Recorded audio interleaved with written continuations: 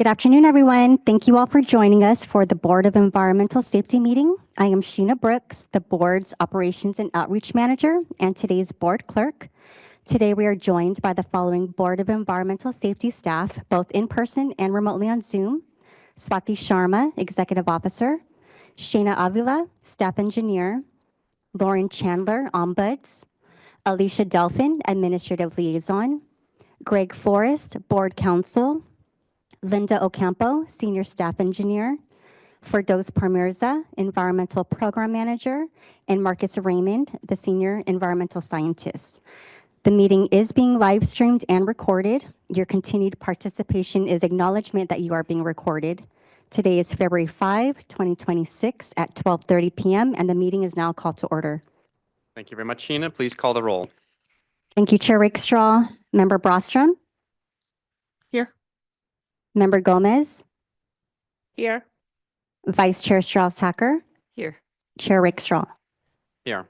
All members are present and a quorum is established. I will now review some logistical items.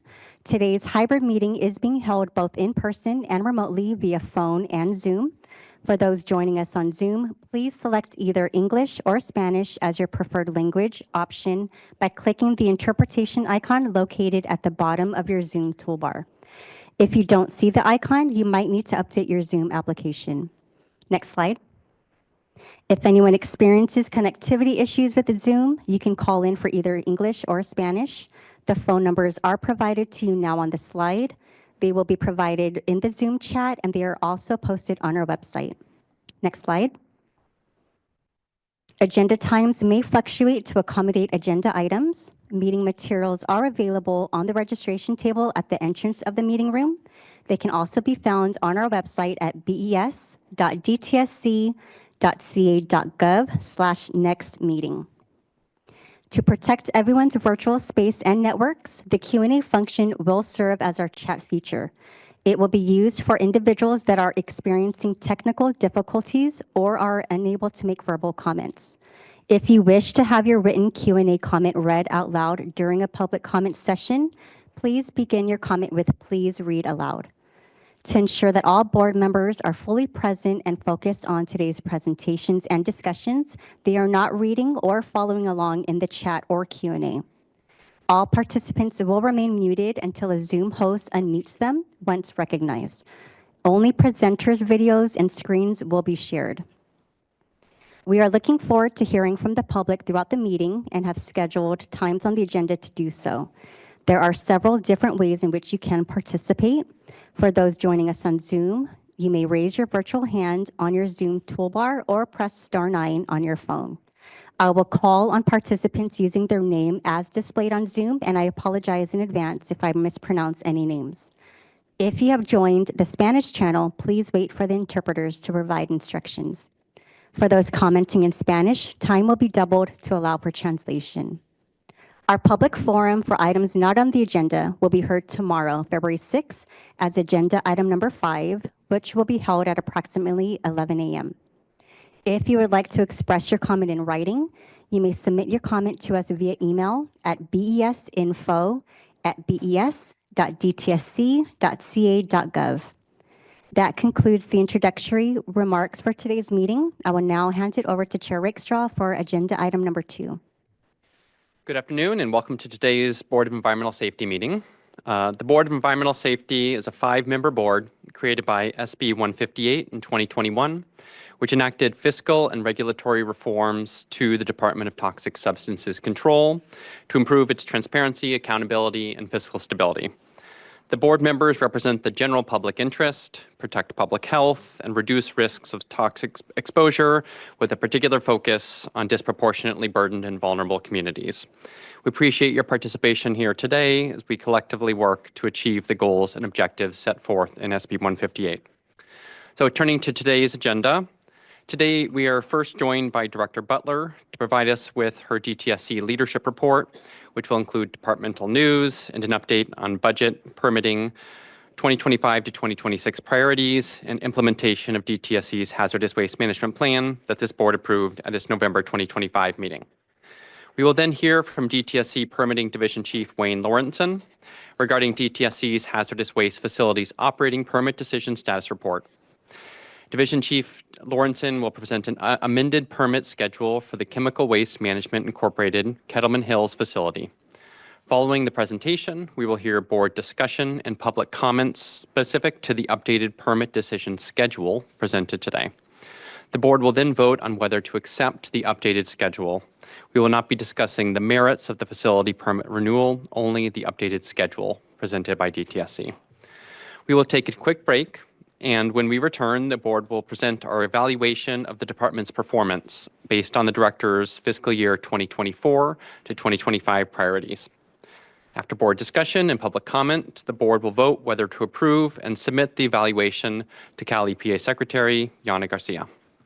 After that, Board Senior Environmental Scientist Marcus Raymond will present the Cleanup in Vulnerable Communities Initiative Fiscal Year 2024 to 2025 report. Following board discussion and public comment, the board will decide whether to approve and transmit that report to the legislature. For agenda item number 7, we will be joined by DTSC's Environmental Justice Advisory Council co-chairs Karen Lincoln and Miguel Alatorre to provide us with an update from the EJAC. We will end the day around 5 p.m. with the board reviewing and considering for approval 3 sets of draft meeting minutes. But before we jump in, many of you may notice that we only have 4 board members at today's meeting. The governor recently appointed Reese Williams to our board. Reese brings significant experience working at the highest levels of state government, and we look forward to formally welcoming him at a future meeting. We also bid a fond farewell to Sushma Bhatia. Sushma was appointed to help form this board in 2022 and had a significant role in influencing several aspects of the board's work and DTSC's operation. These include setting fee rates, the hazardous waste management report and plan, and performance metrics. Sushma, we truly appreciate what you've done to launch this board, and we'll miss your warmth, expertise, and endless supply of snacks. So, turning to item number 3 here today, I'd like to introduce DTSC Director Katie Butler to provide us with her leadership report. And I think Katie is joining us remotely. So, Director Butler, over to you. Thank you, Chair Rakestraw. All right. Hi, board members. Thank you for this opportunity, and thank you for the public who's listening in to hear this update on DTSC news. Next slide, please. And I'll cover first some coming and goings of our leadership, also the hazardous waste management plan and report updates. And then I will hand it off to our CFO, Brian Brown, to provide some more details on budget updates. Next slide. Okay, go ahead to the next slide. So in departmental news, we have a couple comings and goings on our leadership team at the executive level to note.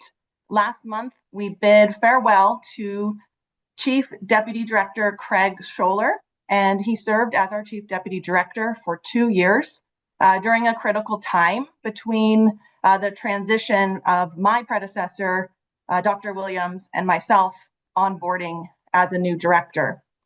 And Mr. Scholler, he was instrumental in supporting the Exide cleanup, the working group, addressing generation and handling fee policy issues, helping to stand up the Environmental Justice Advisory Committee. And I want to thank him and wish him the best in his future endeavors. Next slide. I would like to welcome a new member of our executive team. He's no stranger, however, to the Cal EPA family. Welcome to Samuel Silva, who has recently been appointed as the Chief Information Officer for DTSC.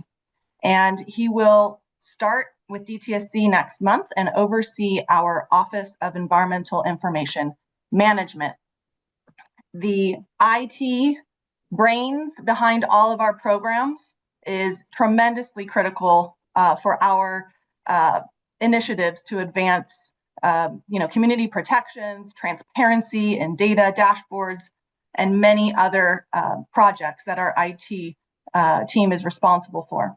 So Mr. Silva, he brings over 13 years of leadership experience. and he comes to us from the California Department of Pesticide Regulation, where he recently and still currently serves as the CIO. So he will be starting with us at the beginning of March. Welcome to Sam Silva. Next slide. So I'm pleased to announce that in December of last year, just at the end of last calendar year, DTSC released the 2020 to 2024 Strategic Plan Outcomes Report. Now, this report was, the plan itself was done at a critical time for DTSC through, during, and post-reform efforts. So it was an incredibly detailed plan with 110 prioritized actions to drive reform, culture shift, stronger community engagement, performance excellence across the department. And so the report on the outcomes itself is now posted on our website, and it is a reflection of both the accomplishments and the challenges that we've experienced through implementing this strategic plan. So we completed 96 out of 110 prioritized actions. This directly demonstrates our commitment to transparency and accountability. At the same time, I don't want to gloss over the challenges that we've faced and the work that we still have to do. So you'll see online the actions that we didn't meet are some of those related to strengthening our community engagement, our agency collaboration, and other activities that will make us a stronger organization, more responsive to the public, and more transparent.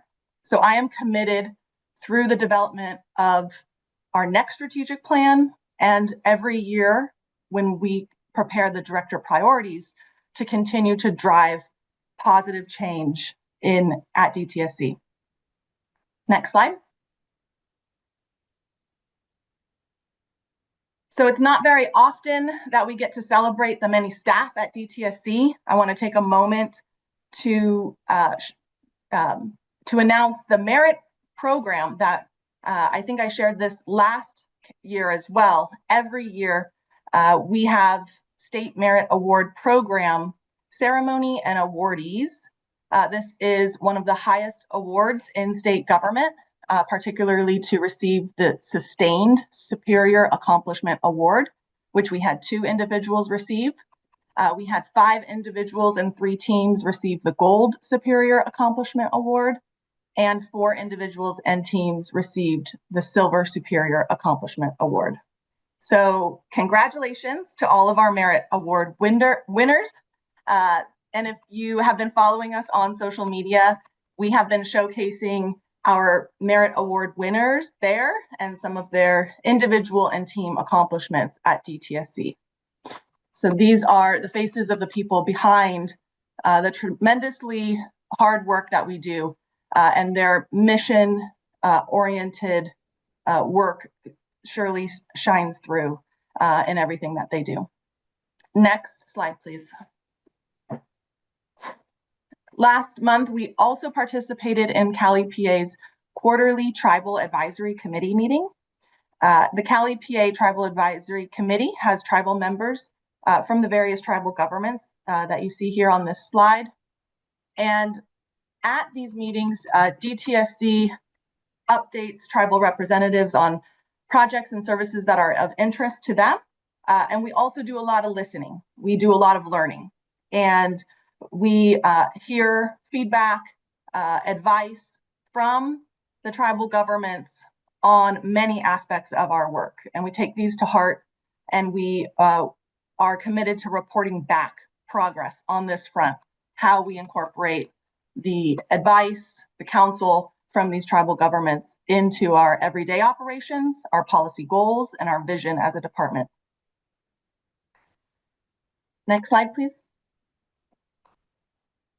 So switching gears into some programmatic updates. I'm updating all of you also per your request at every board meeting to provide an update on Senate Bill 673 until it was public noticed. So at the last board meeting, I did announce that we public noticed track 2, focused on the community vulnerabilities and setback distances. This, at a high level, this bill went into effect in 2019, and it charged the department to update permit criteria, including changes that would track past violations, require health risk assessments, worker safety trainings, financial assurance, and evaluating community vulnerabilities and setback distances. So there's a lot of moving parts to this mandate, and DTSC implemented many of them.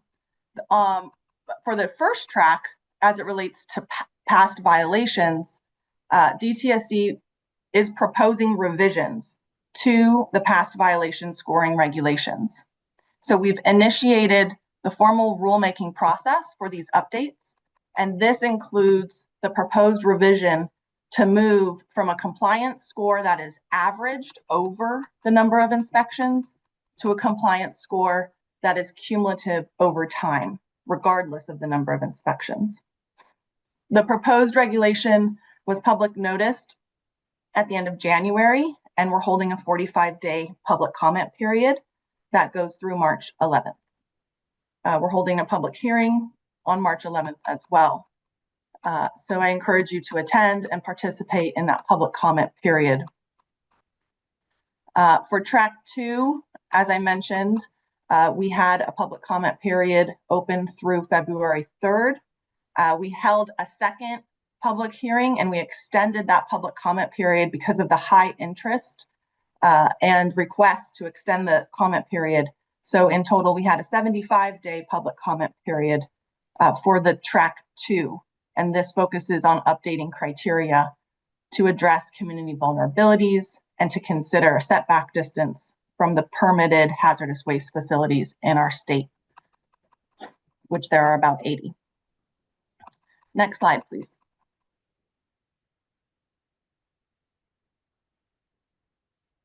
Okay, moving on to our Safer Consumer Products program. So there is a lot of activity happening in our Safer Consumer Products program, and I'll take a moment to just mention a few.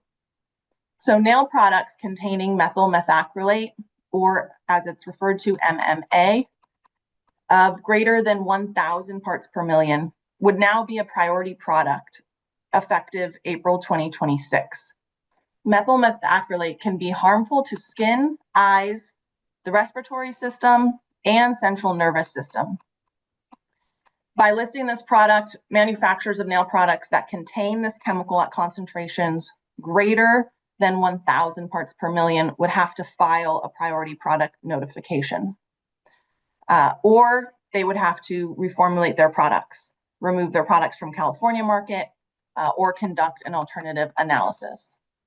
So we're building on the recent work of toluene in nail products, now addressing methyl methacrylate in nail products, another important step to protecting nail salon workers who are exposed quite frequently occupationally to this chemical, and also to the general public. 1,4-dioxane in dish detergents and shampoos is an excellent example of DTSC taking a proactive, preventative approach. And to do this, DTSC just initiated rulemaking at the middle of last month to list both manual dish detergents and shampoos containing 1,4-dioxane at concentrations greater than 1 part per million as priority products. So this chemical is often found as a contaminant in detergents and shampoos. Initial investigation found that the concentrations of this chemical were higher in dish detergents and shampoos compared to other types of detergent products. So that's why we're honing in on these specific products, because we have evidence of it being a contaminant and see a lot of room for bringing down these levels of 1,4-dioxane in these products. So this, again, like I said, this is demonstrating the power of pollution prevention through our Safer Consumer Product program. We're taking this upstream approach to control releases of 1,4-dioxane at the source. And this has been a threat, public health threat to our groundwater and drinking water systems. It's not possible actually to remove this chemical from our drinking water systems with the standard water treatment processes. So this is a way we can remove it upstream. Lastly, the microplastics workshop was held last month, or 2 months ago now in December, and we discussed preliminary screening of consumer products that can release microplastics. There was incredible interest in this workshop. We had about 500 attendees. This was one of our most attended public engagement workshops in the history of SCP. And so concurrent with this workshop, we also released a background document on microplastics in November. And the document had a public comment period, which just came to an end on January 30th. We're now evaluating the written and oral public comments to identify one or more microplastic releasing consumer products for possible regulation as priority products.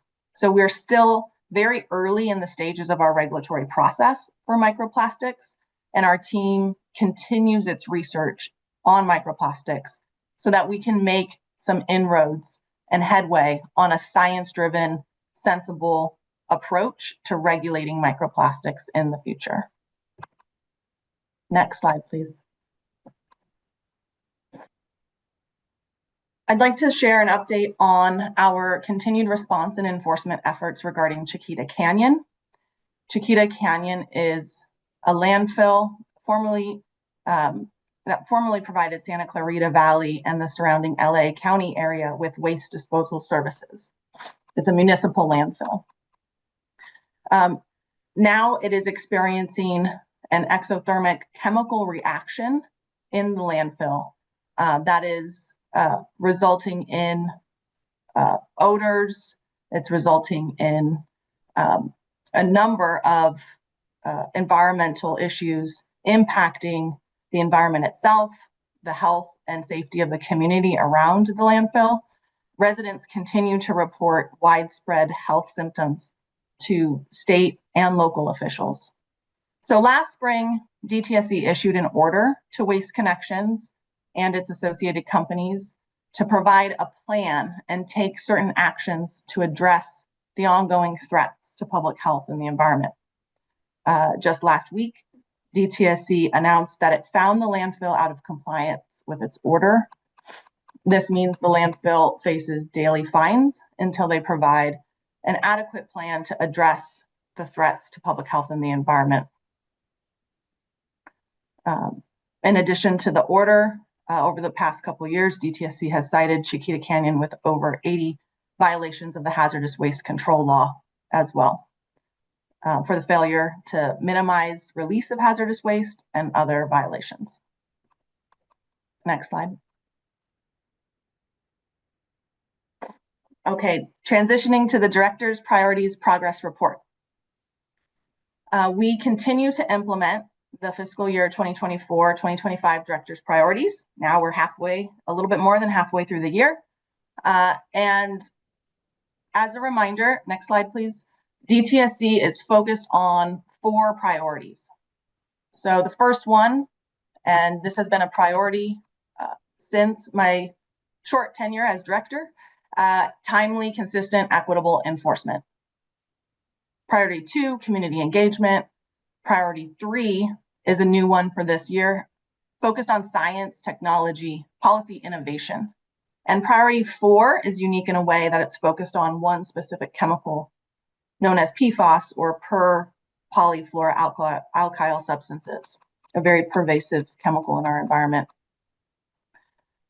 So these are priorities because we have heard from our own DTSC experts, the board, yourselves, the public, and the communities we serve, that these are important to advance healthier environments for people across California. Of note, for the enforcement priority, the first one, we continue to prioritize protecting communities and environment around cleanup sites. So we've talked about before, to do that, we need a strong enforcement policy in our site mitigation and restoration program. And this will ensure Californians receive the protections they deserve when we are conducting our cleanup oversight. So this is still underway, and there's more details on each of these in the meeting materials for today, so you can see our progress on what we've completed and what is still in progress. Next slide, please. So today I'd like to put a spotlight on goal 3, that's the science, technology, and policy innovation goal, and report some of our accomplishments here. So one of our priorities has been to address the costs and the need and the continued advancement of our laboratory equipment in our environmental chemistry laboratory. This is especially important right now, given the federal government shutting down its Office of Research and Development.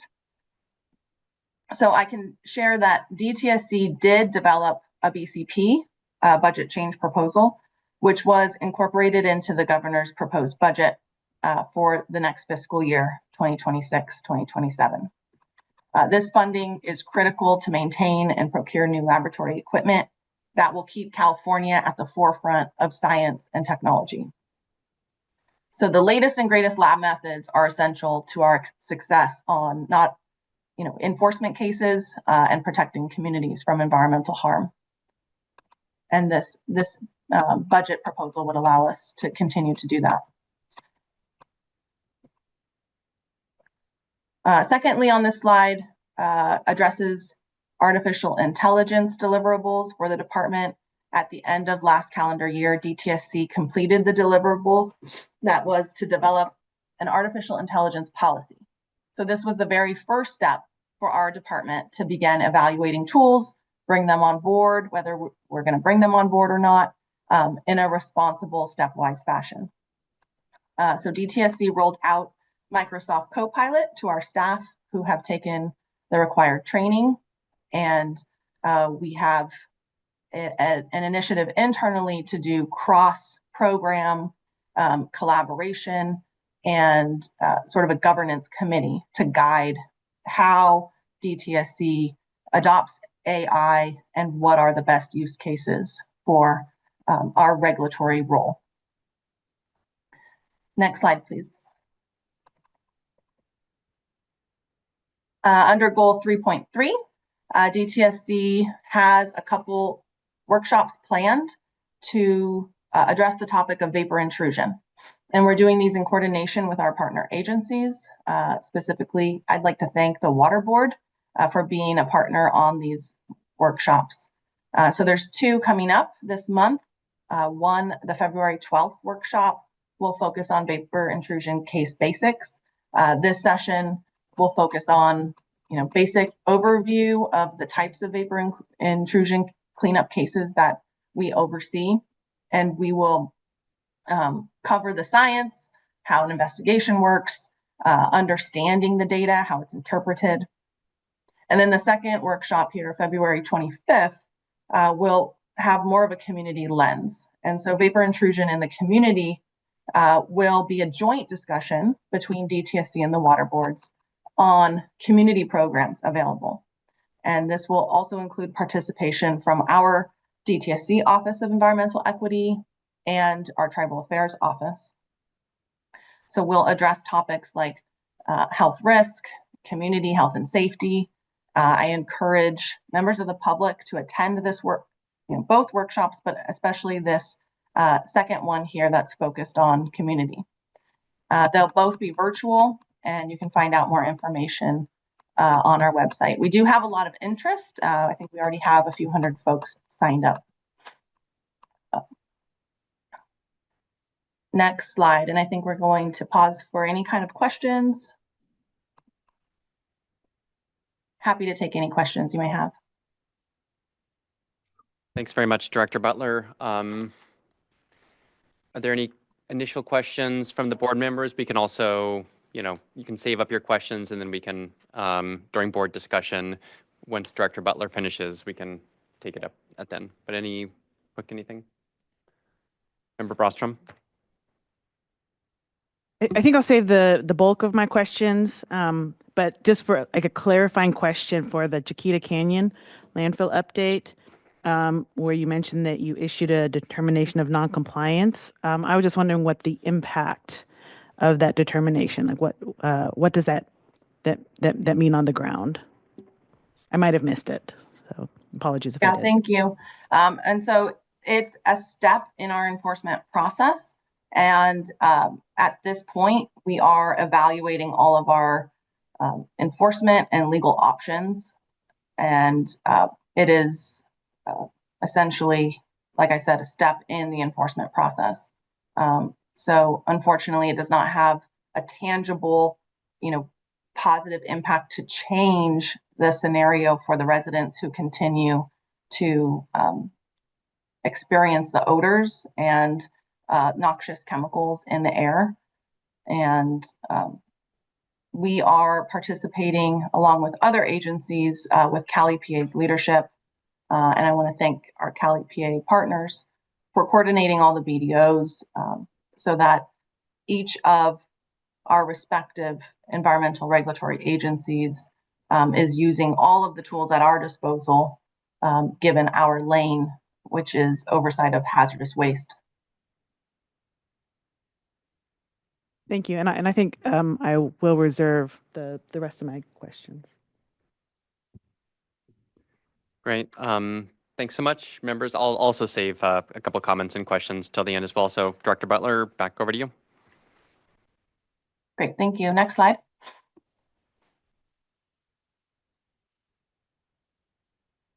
Okay, so I have some slides here to update the board, members of the public on the hazardous waste management plan implementation and some updates to the hazardous waste management report. So every 3 years, we are statutorily mandated to update the report. And this helps us keep our data current so we can continue to inform our policy direction when it comes to statewide management of hazardous waste. Next slide.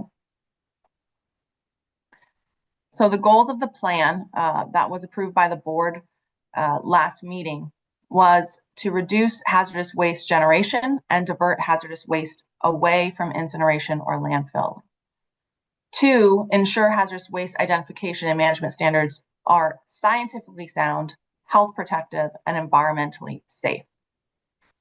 And so I underscore all 3 of those: scientifically sound, health protective, and environmentally safe to our approach. 3, using data and resources to promote sustainable and health protective management from cradle to grave.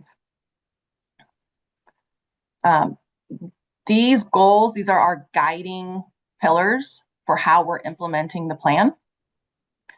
Next slide.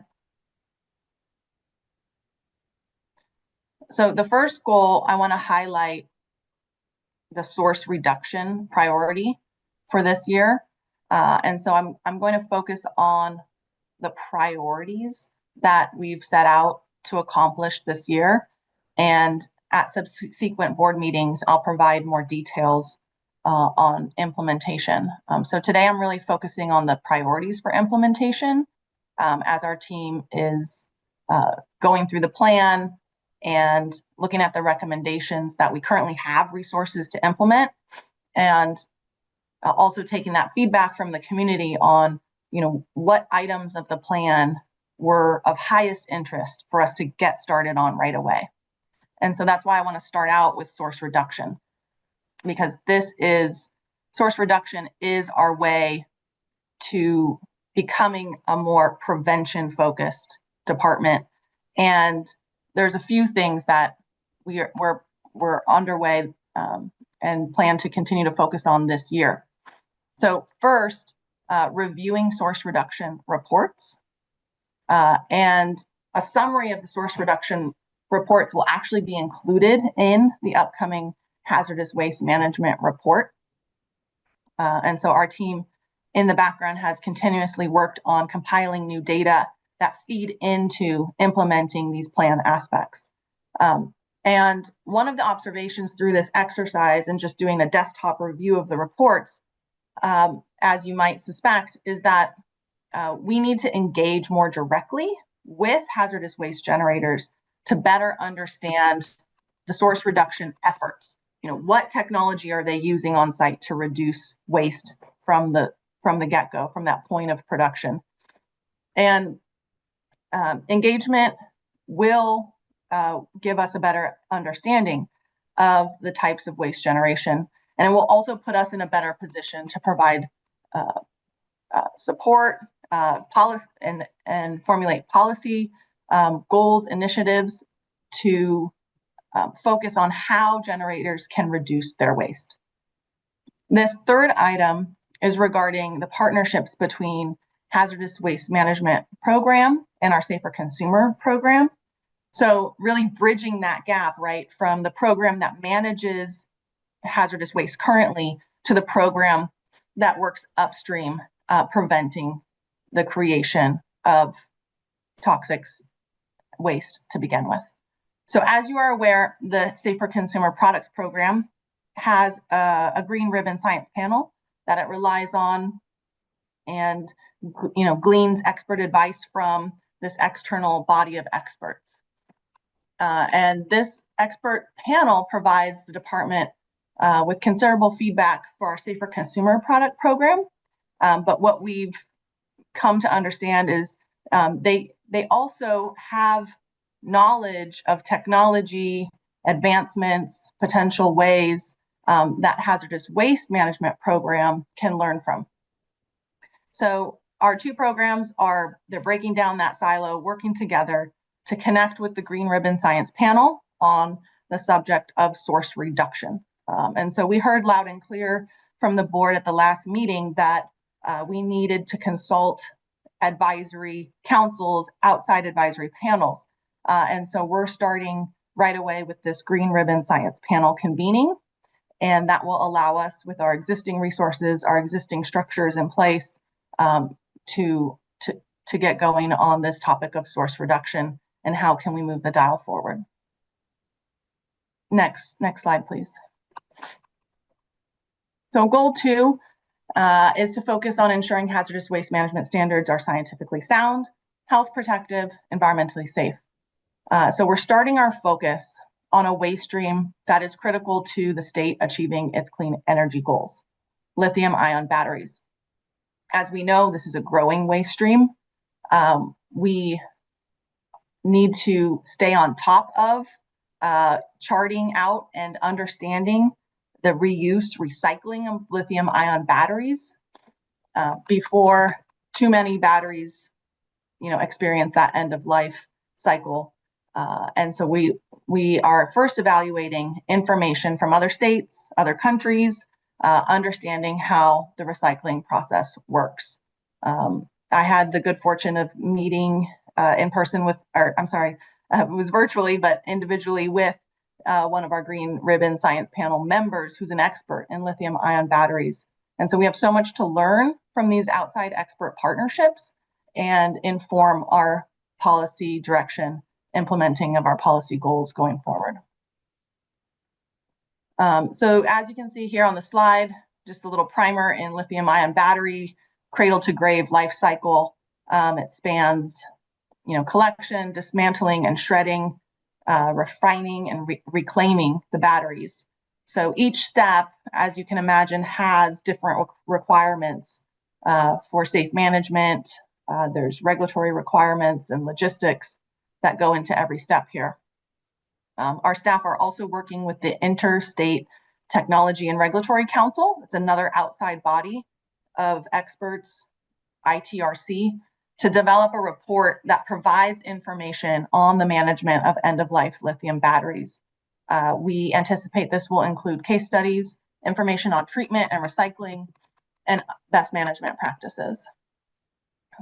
So our team is continuing to gather more information about the economics of recycling lithium-ion batteries. We have onboarded some new economists on our team as well. So looking at this issue from every angle and looking at what other states are doing to support these activities and other lessons learned. Next slide, please. So related to batteries, it's also critical for the department, our stakeholders, the public, to understand the management of waste associated with lithium extraction and geothermal processes. So we've received comments pertaining to the use of bioremediation as a method to manage the waste. And so where bioremediation or phytoremediation has proven to work scientifically, DTSC as a department, we want to get behind that and look at ways it can be implemented. And so there's, as it relates to this, still a lot of research and development that needs to happen.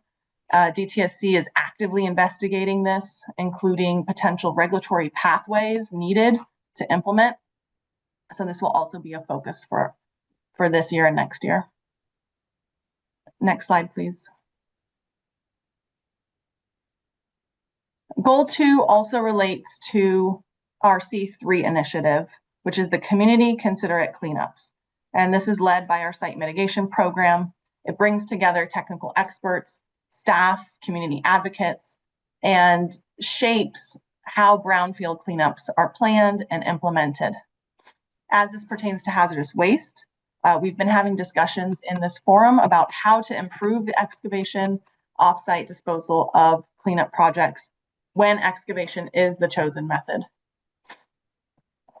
So we'll continue to learn from the expertise and the collaborative, the combined knowledge of folks that participate on this C3 panel. Next slide, please. So this is an update related to the hazardous waste management report. And it dovetails with goal 3 of implementing the plan, which is about data, having data, resources to understand, scope, evaluate hazardous waste topics, issues. So pursuant to the statute, DTSC is due to post and publish a hazardous waste management report update on March 1st. So this draft is now undergoing the review process. We do anticipate a delay in releasing the report, but we are aiming to get the report out by end of March or early April. So right on the heels of the deadline. And I'll continue to update you all and the public at the next March meeting on how that's how it's shaping up. So we're anticipating this update will include an update to some of the hazardous waste generation trends and specifically trends in vehicle lithium-ion battery waste, summaries of the source reduction reports that I mentioned, and updates to waste criteria evaluations. Next slide, please. So DTSC prepared a budget change proposal, and I'm pleased to announce that the governor included $2.6 million to establish a hazardous waste management policy division in the proposed budget. This would add 13 new positions over the next 2 years, and it would support larger restructuring of the current Office of Policy into a statewide policy division. New resources will allow us to provide more direct support and guidance, innovation to generators on source reduction, like we spoke about, and it will also help modernize reporting requirements for regulated entities. So these are, the building blocks necessary to move us forward to begin to develop the resources that will allow us to modernize our hazardous waste system across the state. Next slide, please. I will continue to update the board on the hazardous waste management plan implementation.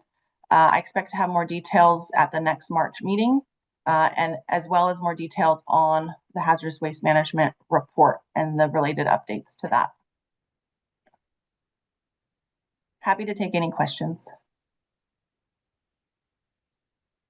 Thanks very much, Director Butler. Are there any clarifying questions before we turn it back over. I was going to save mine until the end.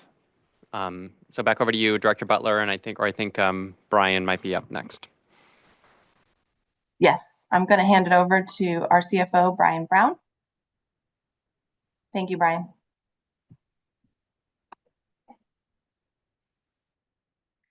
Good afternoon. Am I on?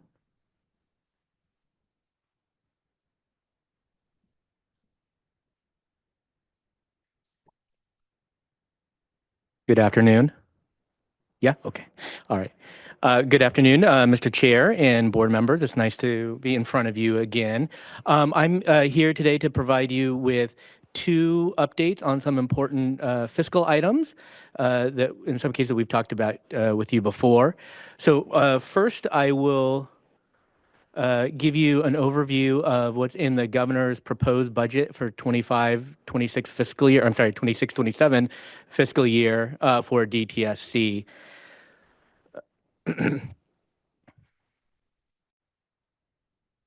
So first, just as a bit of context, a reminder for the annual budget cycle, how it works. The governor released his proposed budget last month on January 9th, and this includes proposals for all state departments, including DTSC. So within that budget, as proposed by the governor, DTSC has 10 what we call BCPs or budget change proposals. These are proposed amendments or additions to the budget compared to what we received in the current fiscal year. And I'm going to go through each of those in just a moment. Now, what's important, though, is this is really just the start of of sort of the annual, really what's going to be a 6-month process between now and the beginning of the next fiscal year on July 1st. So the governor proposed a budget, as I said, last month. What's going to happen now over the next couple months is there will be a series of hearings in both houses of the legislature where the budget committees will have an opportunity to ask questions and evaluate the proposals that we've made. And then in addition, there will be opportunities for additional proposals, either from the governor as part of what we call spring finance letters or the May revision process. These are just another opportunity for the governor to put new proposals forward for any department. And of course, the legislature may have priorities of their own that they want to see addressed in the budget, and they could have other proposals that they put forward. Ultimately, through the course of those negotiations and hearings, we typically see a final state budget approved in late June in time for the new fiscal year beginning July 1st. So again, just with that little bit of context, just to reiterate, this is the beginning of the process, and certainly not the end. So for DTSC, as I said, we have 10 BCPs in the Budget Act this year, and this is really a terrific opportunity for the department to get additional resources to build on efforts that have been made either through reform or through other initiatives in the department to build and grow our programs in a way that will help be protective of communities and the environment.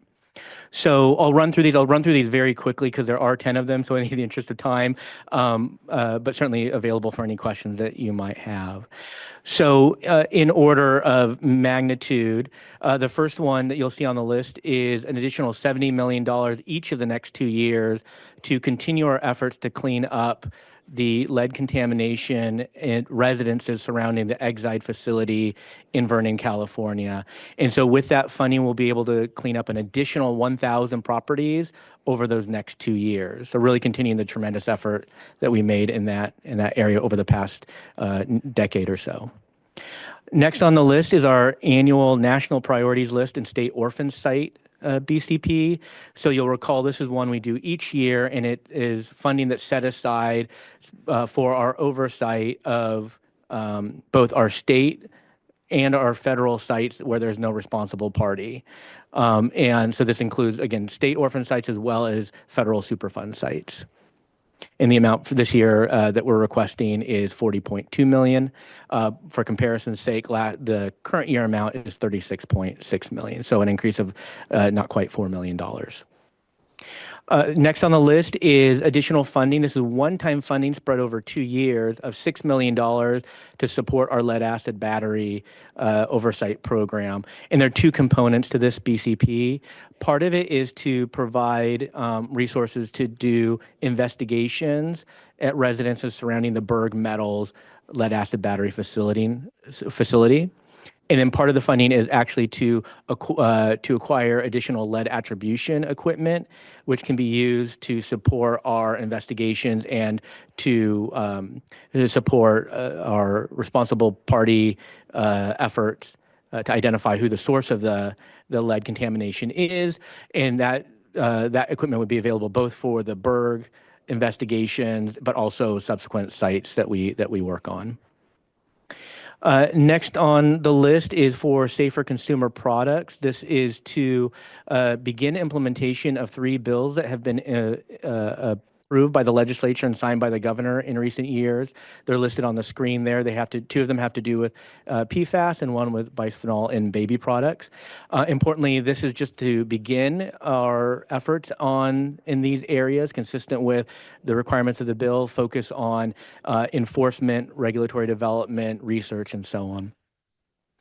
The next one, actually, the director just spoke to this. It's to have additional positions to support our hazardous waste management program, and specifically to create a division of policy division, and with those resources to begin to take more effort in, or make further advancement in our efforts to implement some of the provisions of the hazardous waste management plan around things like source reduction, waste characterization, and data analysis.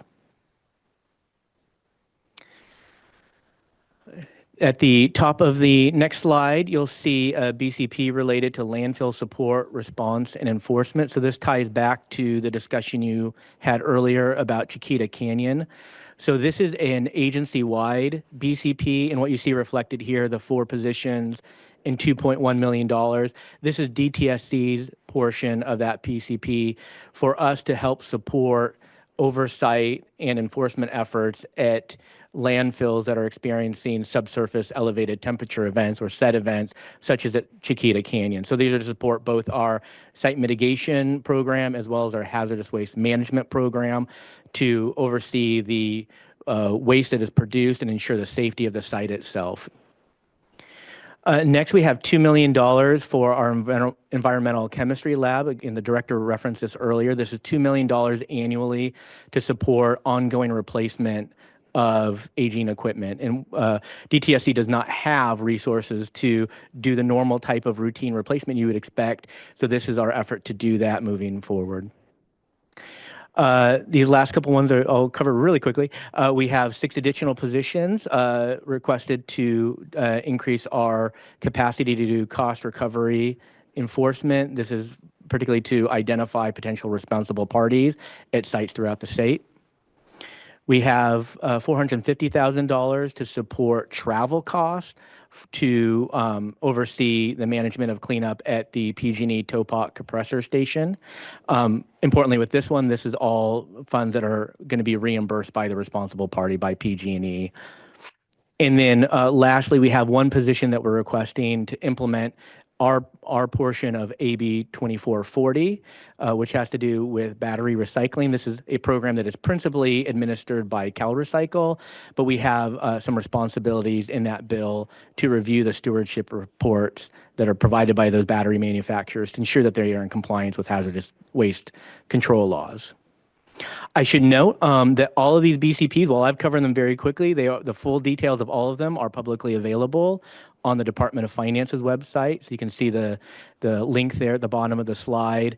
And so those include full narratives of what we're proposing, the rationale behind it, as well as all the fiscal details, such as the funding, the fund sources, and the positions being requested.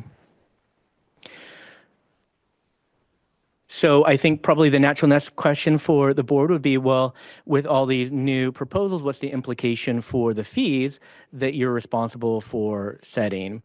And just as a reminder for the public, the board is responsible for setting certain fees that the department receives at a level sufficient to fund our budgetary appropriations or our budgetary cost.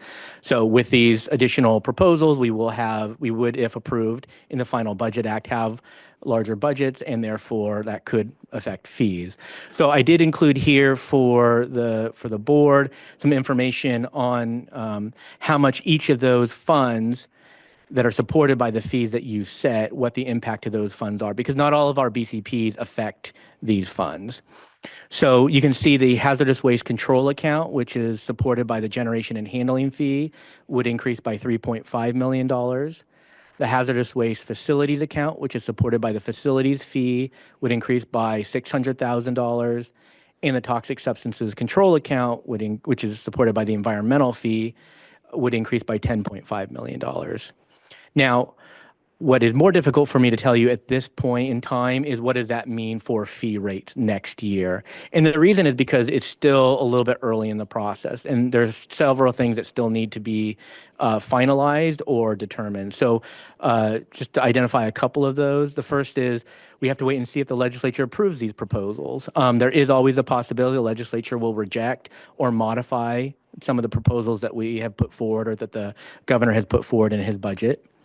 There's also the possibility that there could be other proposals, either from the governor or the legislature, that affect our future appropriation. And then lastly, it becomes very important for us to be able to evaluate what our current year revenues and expenditures are, because to the extent that, for example, revenues are higher than what we project or expenditures are lower than we project, then that would increase the amount of money in the funds that would carry over to next year.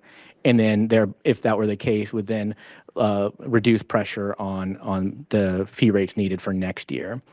And so there's a lot more that we know later in the spring, in April, May, and June, when we have a better picture of what the final budget act is going to look like, what our current year revenues are going to look like, because remember, February is the month when most of our fee revenue is due.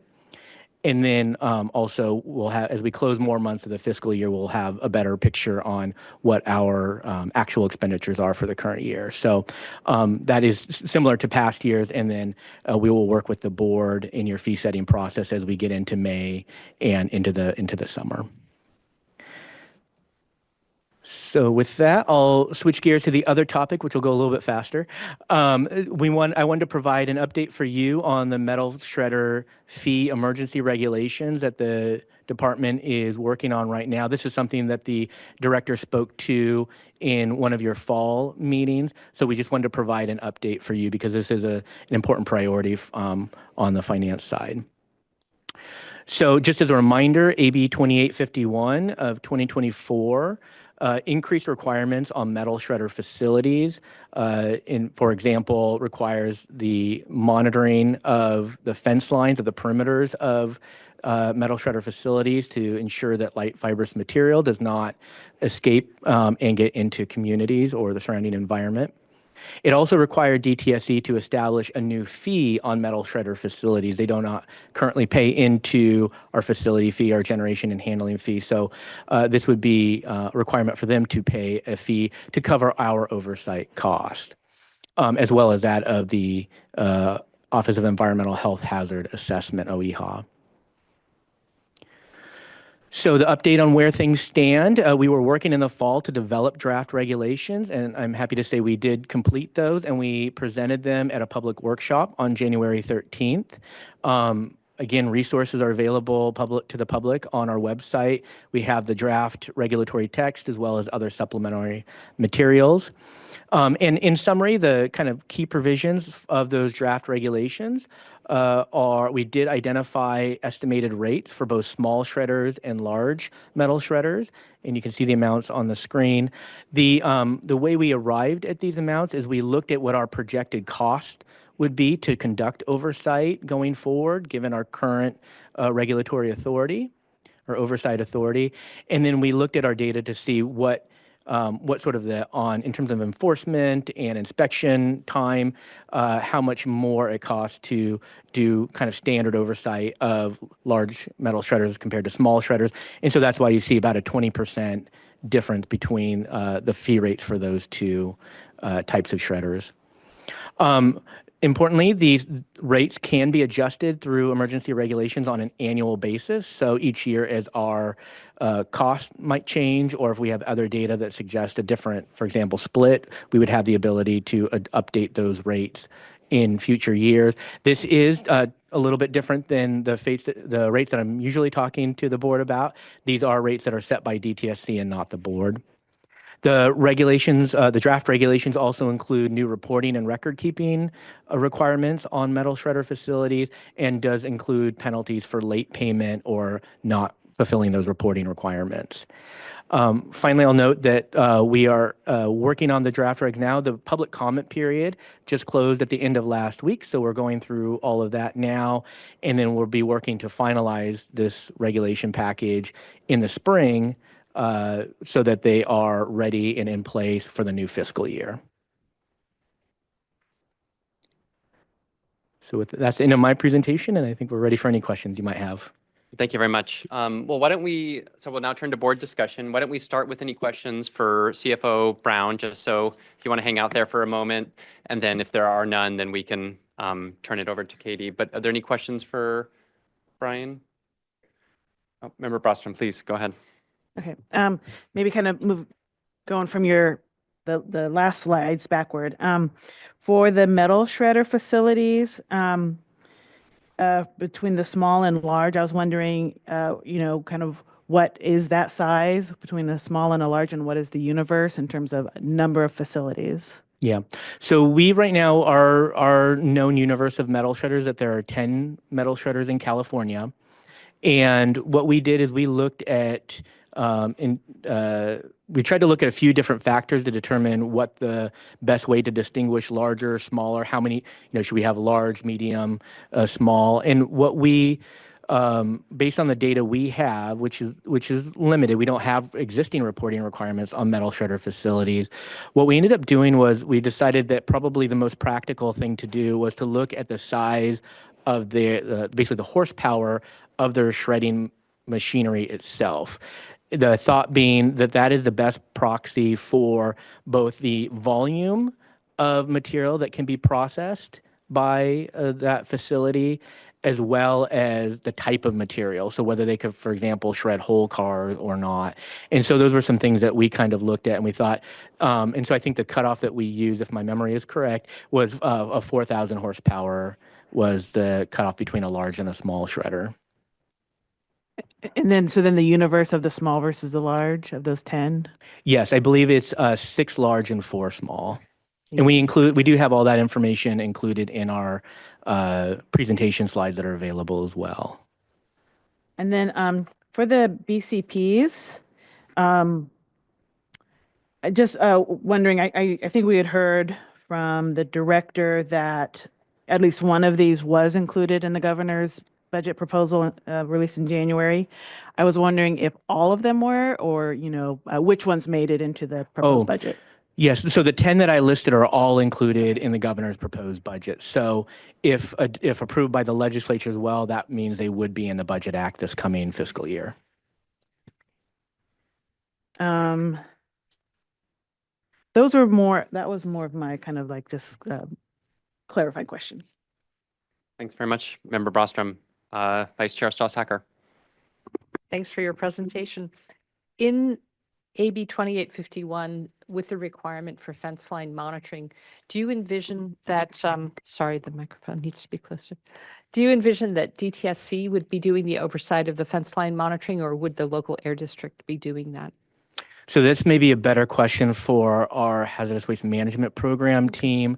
I know that in the bill, DTSC has responsibilities, as does OEHA and the local air districts. And part of what we will need to do at DTSC, in accordance with AB 2851, is we will need to adopt regulations for some of those requirements. And so some of that sort of set of responsibilities may be defined in those regulations, I imagine. I was just trying to figure out if, in addition to the fee that you'll put in place through the emergency reg, if a facility would be paying other fees for other forms of oversight, and I'll take that up outside. Okay. This. Thanks. Thank you very much, Vice Chair. Member Gomez, anything from you, or? Yeah, I have Okay. just one question following up to related to the fees for metal shredders. So right now, just because they're not regulated, so I want to make sure that I'm not assuming, but there's no fee currently then. Right. So currently they do not pay either the facility fee that our permitted hazardous waste facilities would pay. They're also not subject to the generation and handling fee for the material that comes out of the shredder. Okay. So then this would be something new that would go into the budget. That's Okay, right. got it. That's all I have. Thank you Okay. so much. Thank you very much, Member Gomez. One quick question from me for Brian. On the list of BCPs, some of them are listed with like a 1 or 2 year duration, and some that are listed as ongoing. It seems like the one that are like 1 or 2 years don't involve the addition of positions, like new positions. I'm just question, like, tell me a little bit more about like how you decide whether it's 1 or 2 years or ongoing, and like what that means. Yeah, so it's really dependent on the specific circumstances of the resources we're requesting. So, and sometimes it is dependent on whether it's short term or one time in nature, but sometimes it's just dependent on the nature. So, for example, the funding for ECL lab equipment, there's no position because it really is just equipment funding. In other cases, like with the national priorities list. That one is, we do have staff that support our oversight of our orphan sites, but those positions are already funded through the toxic substances control account. And this funding is really just the contract funding that is used to do the cleanup work that we oversee. So it really depends on the specifics. And so any of them that you might be interested in particular, we can give you more explanation. Thanks so much. Member Brostrom. I actually had 2 more clarifying questions. For the orphan site funds, I know in other kind of financially difficult years, there have been occasions where that has not been fully funded in terms of all of the orphan sites. So just wanting to understand if this year, given that there's some financial difficulties, is it fully funded for all of the orphan sites that are undergoing cleanup? Yeah, so you'll see, because that's right. So I think historically, before fee reform was enacted, our ability to clean up, to fund the orphan site cleanups was really dependent on how much was provided in the budget. And of course, that still is a constraint, but it was much more limited pre-reform. And so what sometimes happened is when there was not sufficient funding available in TSCA to support that work, it meant that we have priorities for the amount, sort of the severity of the site or the risk to the surrounding community or environment. Some of those lower priority sites would not be funded. In this case, all priority projects are receiving funding that we've identified. Great, thank you. And then my last question is, it says SCP partial implementation of legislation. Just trying to understand what it means when it's partial. Does that mean that this was not fully funded in terms of, kind of the envisioned scope? So just trying to understand that language. Yeah. So each of those bills had a number of different provisions in them. And we decided as a matter of priority to focus first on some of the most immediate provisions. So I referenced earlier the regulatory development, research, enforcement activities, with a recognition that for some of the other provisions around kind of developing, in some cases, broader registration requirements or development of registration systems, establishment of new fees, things like that. Those may be things that we have to come back to in future years. Thanks so much, CFO Brown. I think so. We'll now turn to any kind of general board questions or comments or anything on the leadership report as a whole. Why don't we aim to keep this to around 10 minutes or so, so that we have sufficient time for public comment. So who wants to kick us off?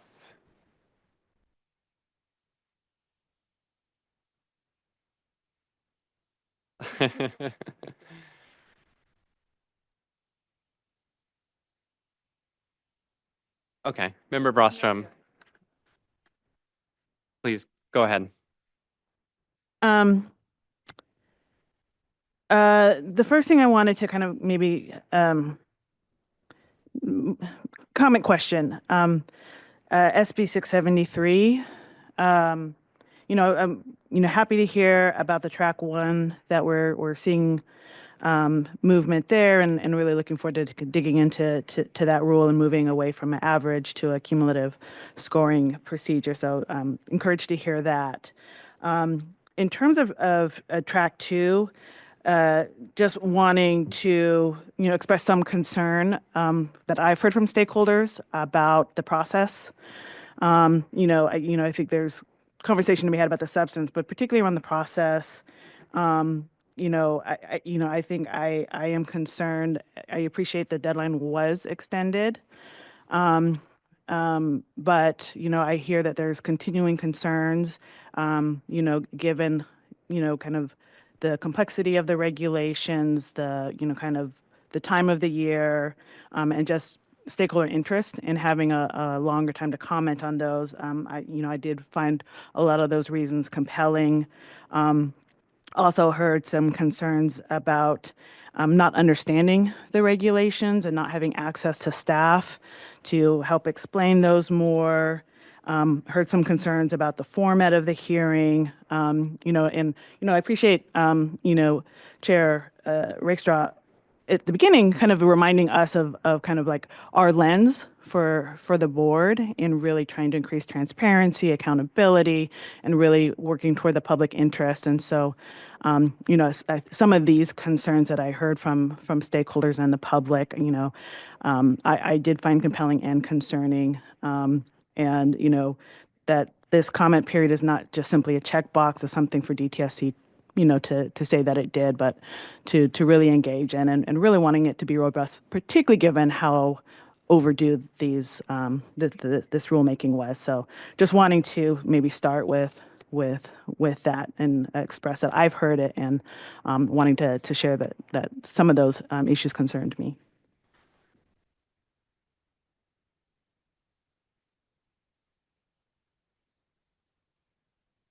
In terms of Chiquita landfill, I think that really drives home the potential impacts of waste facilities.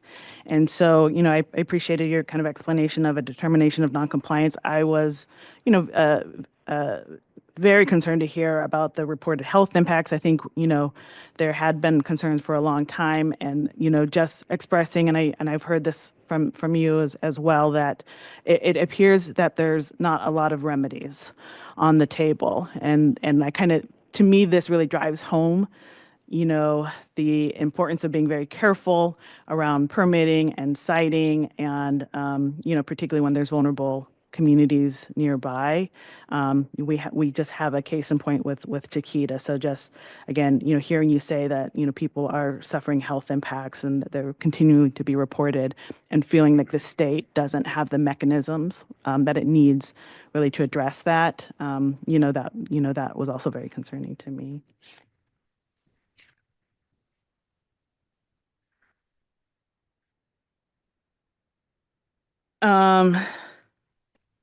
In terms of the bioremediation, I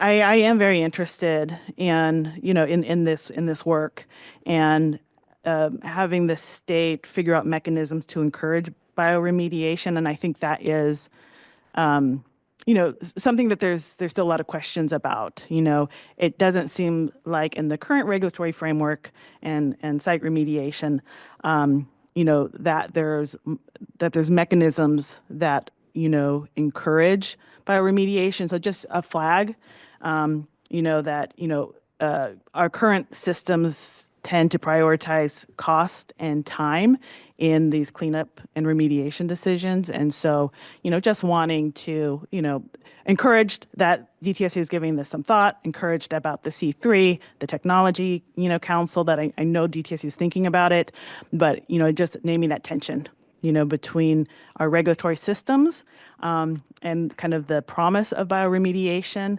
And so how can we start to connect those dots as a state and have those conversations? And then I think my final point is on the policy, the new policy division. And this is maybe more of like a question in terms of, it's not clear to me what this is funding. I heard that it's for a new policy division. Is that legislation? Is it referring to legislation? Or is it referring to like the development of these new regs around the standards? So I'm just wanting a little bit more clarity in terms of the new division of policy. I think that's all I have. Thanks, Member Brostrom. I don't know if Director Butler, you want to jump in now or save until the end? Defer to you. Sure, I can answer the question about the statewide division of policy, and we have Deputy Director Mandy Bain on the line if she'd like to add some more details. But the way I look at it is kind of in the whole top level lens of SB 158 gave us resources for one unit, hazardous waste management planning unit. They currently are responsible for all the work in preparing the report every 3 years, which means continuously analyzing our hazardous waste data, reviewing the generator reports, advancing technologies for source reduction. And then they're also responsible for creating the plan. And so that small unit did a great job of getting us started to implement 158 as far as it concerns the hazardous waste management reporting of data and the planning. But what we are lacking is resources on many fronts to actually do the work that we've outlined in the plan. And so this, like I said, this is sort of the beginning building blocks of giving us resources to make sure we have a team focused on modernizing our data systems. And that's cross-cutting to our success and able to implement the plan. And so there's some like core foundational resources we need for hazardous waste management reporting and planning. And then that is a resource as well. It's sort of like the policy brain of our hazardous waste management program. They also, consult on enforcement cases and enforcement actions. They, provide their expertise to a number of matters, technically speaking, across the department. And so when they're pulled away in those enforcement cases, then they can't work on the plan. So right now we've identified that as a resource need. Deputy Director Bain, is there any other specifics you'd like to add? Yeah, thank you, Director Butler. I think you did a great job summarizing it, and I do feel like, particularly when we think about modernizing the system and responding to like meeting the challenge of our climate change goals and the newer, the changes in our waste streams that come about as we adopt new technologies like solar power and lithium batteries and those kinds of things. So I think all of that, in addition to the things that you said, really these building blocks so that we can, fulfill the mission of modernizing that system and continuing to lead, particularly in terms of like climate change and managing, what happens when we switch technologies like that.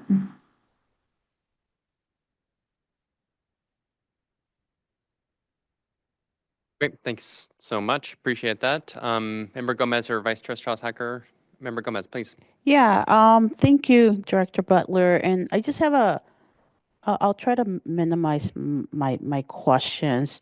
One, I just wanted to also make a statement about Chiquita, and because I do think that it is, this is where the communities that are nearby some of these major sites, this is the outcome, the worst fear, right? And we're living it, and they're living it. They're in the front lines of getting impacted. So I'm just wondering, and I know that DTSC is trying to do its best, and happy to hear that there was a notice of no compliance, but the question that if it doesn't lead to much, then what does it mean for the community? So I'm just wondering if there's a conversation internally to try to figure out if this is happening and we don't really have much to like do address the impacts that are happening to the nearby community,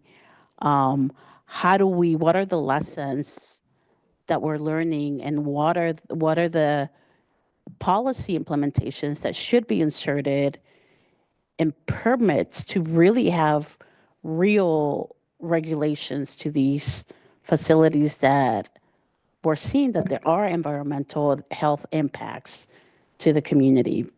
So I'm hoping that there is a spark internal conversation. So I just want to hear more on that.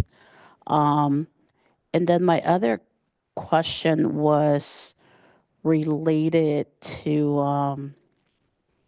I'm happy to hear that there's movement on the hazardous waste management plan, but I was trying to remember, and I know although I didn't end up supporting it, but I know that there was adoption by the board, but there was additional add-ons in terms of implementation and engaging with the board.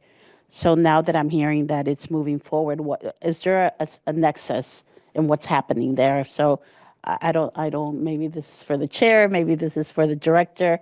I just want to hear more about it, just because it sounds like it's moving forward, and I'm glad. But how are we inserted into that? Because I remember there was something reference to that, right? So those are the two that I'll just leave it at that. Thanks very much, Member Gomez. Director Butler, I don't know if you want to jump in now or get your Sure. thoughts in order. Yes, Over to thank you. Thank you so much, Board Member Gomez. I appreciate your comments about the Chiquita Canyon environmental crisis that we're dealing with. And I mean, what you're pointing out is that this landfill is now generating inordinate amounts of hazardous waste in the form of the leachate that's characterized as hazardous waste. And the community never signed on to this facility involving hazardous waste, right? There was no, it's not permitted as a hazardous waste facility. It's a municipal landfill. And, mismanagement of that landfill has resulted in this situation.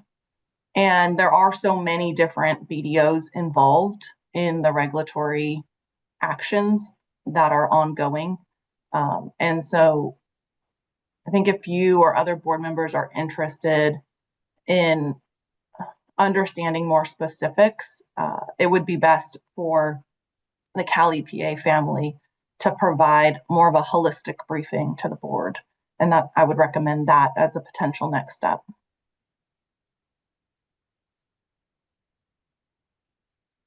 Thanks so much, Director Butler. Vice Chair Strauss-Hacker, anything from you? All right, then I'm up. Just a couple, I don't think any questions, just a couple comments and a couple requests from me. First, I think this, as you mentioned, this is the first meeting where Chief Deputy Director Craig Scholler is not joining us, so just wanted to say how much we as a board enjoyed working closely with him and really miss his presence.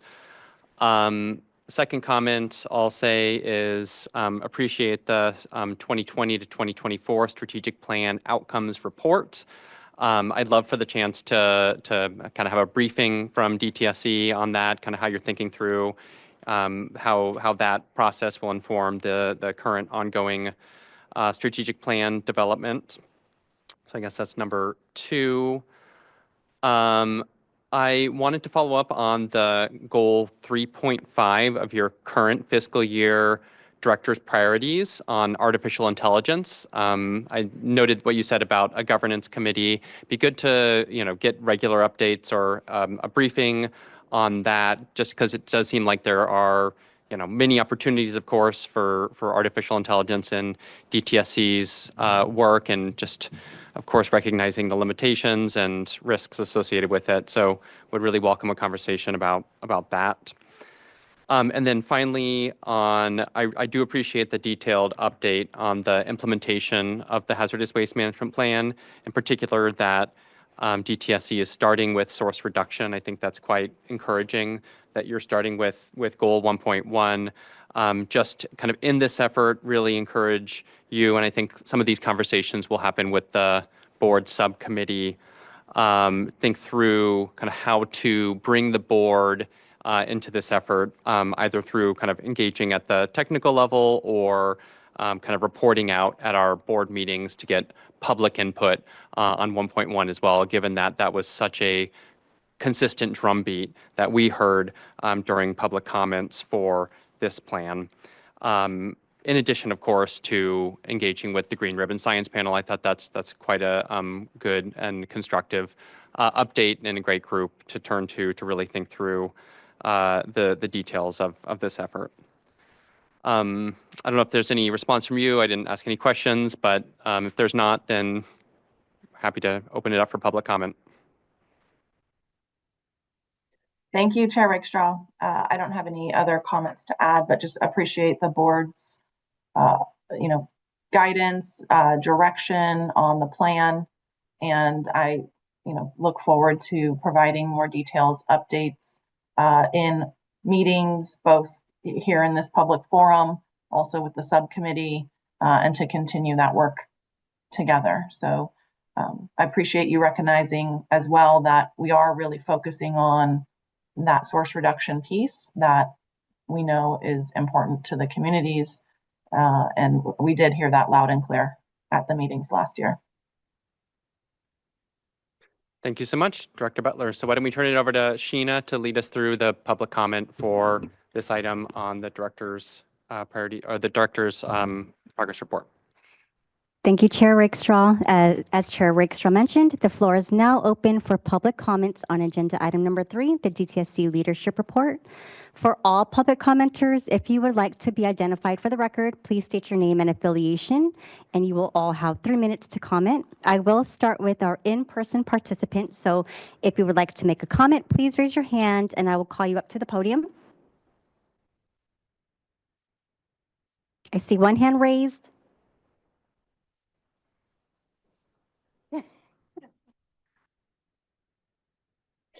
You have 3 minutes. Thank you. Can you hear me? Yeah. Thank you. Good afternoon. I'm Angela Johnson-Mazzaros from Earth Justice. 3 minutes goes fast. I'm going to try to keep it moving. First, I'd like to comment on SB 673. I think you already know the depth of our disappointment about how the process unfolded. I'll just note that after waiting for more than 2,700 days, we were ultimately piecemeal given 74 days to comment on this rule. It was not enough, it wasn't adequate, and it wasn't appropriate. Even after 3 senators asked for more time, Senators Gonzalez, Minjahar, and Durazo, we still ended up with a mere 74 days. The fundamental problem is the rule is fundamentally flawed. It doesn't address cumulative impacts at all. It doesn't change the risk management approach that has failed communities for far too long and has allowed extreme harm to occur. And it doesn't even do the relatively light lift of seeing that there are costs to communities for not having protective rules. Those who are most vulnerable, but in fact all Californians, are significantly impacted when we don't have rules in place that do things like the legislature directed DTSC to do. You have a copy of our letter and I invite you to read it. On other items that were on the agenda, the Hazardous Waste Management Plan, we were promised a plan to implement the plan. We're no closer to having a plan to implement the plan. And I'll also just note that one of the things that has been prioritized is lithium-ion batteries, something that our clients commented on both in its opposition to SB 615 and in the Hazardous Waste Management Plan. And as we talked about the Green Chemistry Council panel group of folks who were talking about this, nobody mentioned anything about where's the community voice in this conversation. We have been very clear that we have very important things that need to be created, and we need a seat at the table and not something to come flying out that we now have to defend ourselves from. Finally, I just noted with interest the conversation about metal shredders and the conversation that we were having about Chiquita Canyon. The reality is we need to put measures in place that stop these things from happening, because coming along behind to try to address it is not a solution. I understand that we want to do more enforcement. I think that's important. We have to get in front of this, and permitting is the place where that happens. Leachate did not just happen there. It is one of the consequences of landfills. And metal shredders, we don't have visibility into because they've been exempted from the hazardous waste laws. And now we're trying to go behind and clean it Please up. wrap up your comment. This approach doesn't work, and it needs to be changed. Thank you. Thank you for your comment. Are there any additional in-person comments? Seeing none in person, for those joining us on Zoom, if you would like to comment on this agenda item, please raise your virtual hand. I see one hand raised. Ivana Castellanos, you may go ahead. I'm going to send you a request to unmute. You may go ahead and comment. You have 3 minutes.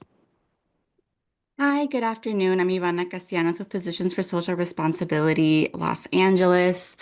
I will start with 673. I do echo the comments by Angela Johnson-Mazzaros. The process did not prioritize engagement, and the rule fundamentally preserves the existing framework without adding any real protections for the public or meaningful incorporation of cumulative impacts. And I think I also want to raise around this conversation about Chiquita Canyon.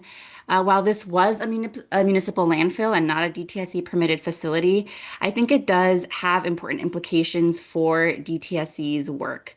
Particularly as we think about the hazardous waste management plan and how we define hazardous waste, how we identify whether something is considered hazardous, when we make decisions about potential alternative management strategies. These activities all have a major impact on what is sent to municipal landfills.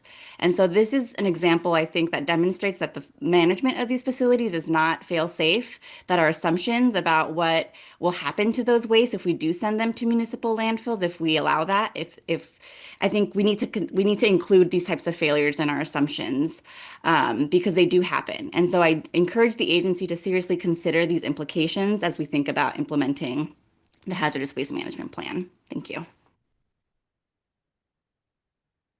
Thank you for your comment. Jenny, I'm going to send you a request to unmute. You have 3 minutes.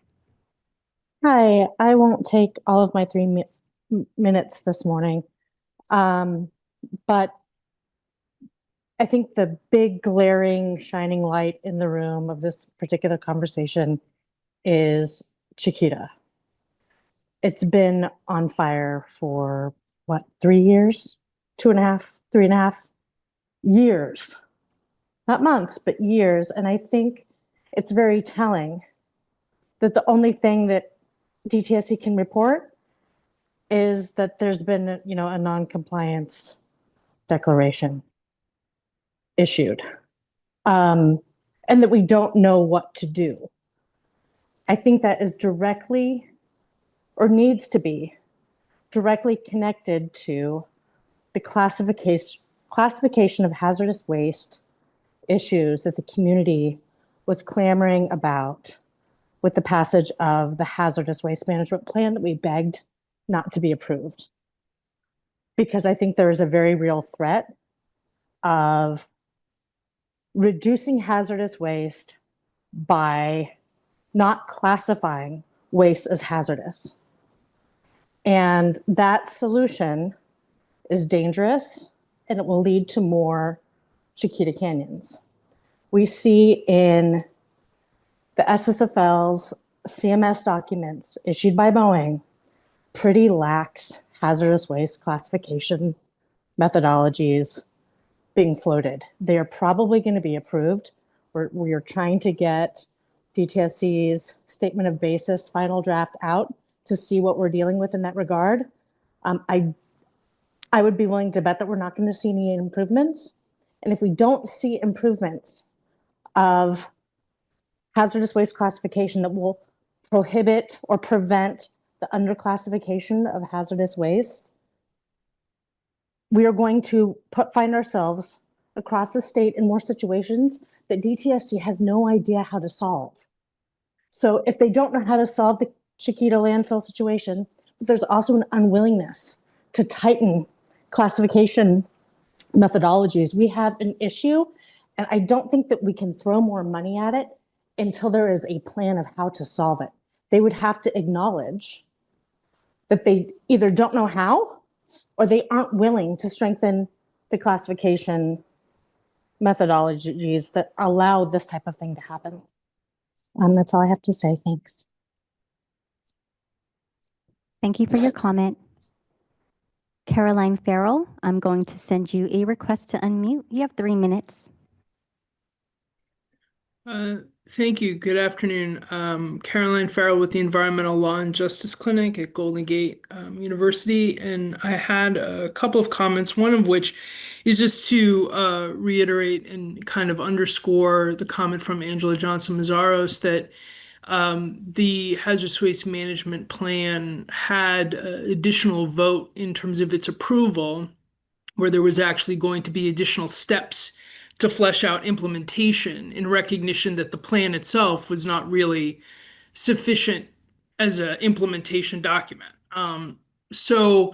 Hearing more follow-up about that as Member Gomez was discussing as well, how this kind of set of priorities is connected to that, how the board and the public is going to be involved. And I think that also kind of underscores that, the priorities from the last strategic plan that have not been implemented are the ones around community engagement. I think that has been a long-standing problem with DTSC. The other point I would want to make is around SB 673 implementation. I think it's really telling that throughout the hazardous waste management plan commenting period, I was submitting comments talking about how SB 673 needed to be implemented, and that needed to be prioritized in the plan. And then less than a week after, those comments were never addressed, never talked about, never responded to by DTSC. And then less than a week after the hazardous waste management plan was approved, the rule was released. The proposed rule was released for comments, and we had the opportunity to comment over the holiday season. Throughout my career, hazardous waste permits coming out right before the holidays have been a tradition, and that tradition needs to stop. And the final thing I will say is that the kind of disconnect between implementing this community profile and setbacks portion of SB 673 separated from and siloed from the history of non-compliance or the compliance history portion of rulemaking is kind of part of the problem with DTS's rulemaking and why it finds itself in positions where it doesn't have the authority or the tools to address problems once facilities are in non-compliance. There needs to be better integration of these requirements in order to truly understand cumulative impacts and the role that DTSC can have in resolving problems before they happen, but having the tools to address them when they do. Thank you. Thank you for your comment. Are there any additional Zoom comments for this agenda item? Last call. Seeing none, Spanish interpreters, can you please let me know if there are any comments in the Spanish line? Sheena, we do have an additional commenter in the room.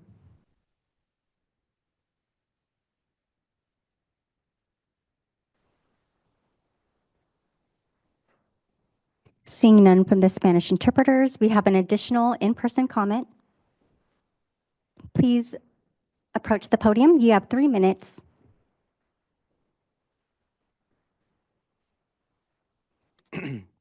Hello, everyone. My name is Miguel Alatorre. I'm with the Unidos Network.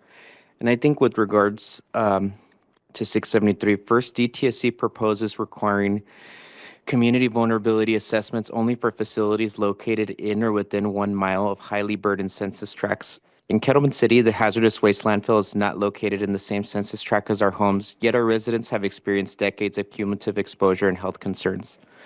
Vulnerability does not disappear simply because a facility falls outside a statistical boundary. Community vulnerability assessment should be required for all hazardous waste facilities. Protection should not be baseline, not something communities have to qualify for. Second, the proposed 1 mile limit for data collection does not reflect real-world exposure. Kettleman City is more than 3 miles from the Kettleman Hills facility, yet wind patterns, truck traffic, emergency risk, and long-term emissions still reach our community. Pollution does not stop at a 1-mile line, and neither should health assessments. DTSC should require vulnerability and health analysis to extend at least 5 miles from a facility regardless of census tract boundaries or where the nearest residence is located. The proposed cancer risk threshold of 1 in 10,000 is not protective for communities that already face cumulative burdens. Kettleman City has hosted hazardous waste operations for generations. Asking our community to accept a higher residual risk because it falls within an acceptable range ignores decades of exposures.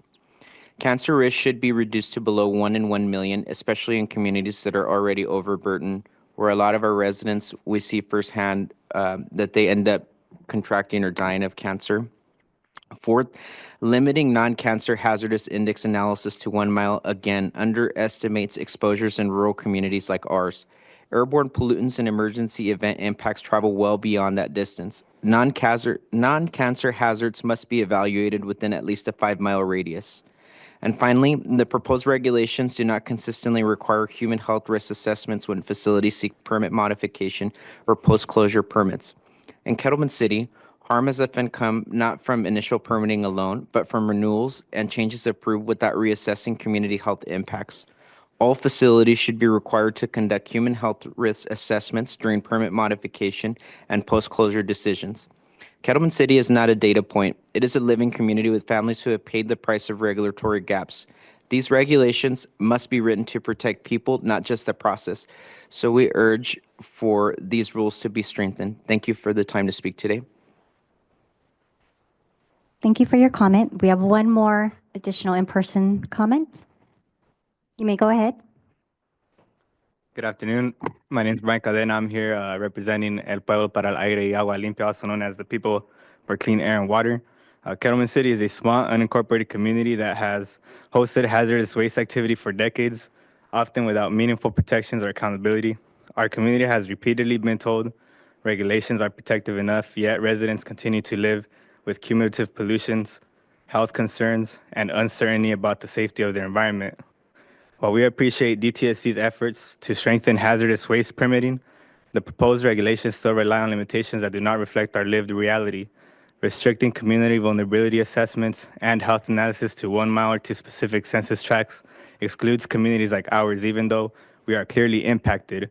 In Kettleman City, the hazardous waste landfill is miles away from where people live, yet wind, truck traffic, emergency risk, and cumulative exposure still reaches our home, schools, and families. A 1 mile boundary or census tract cutoff does not protect us.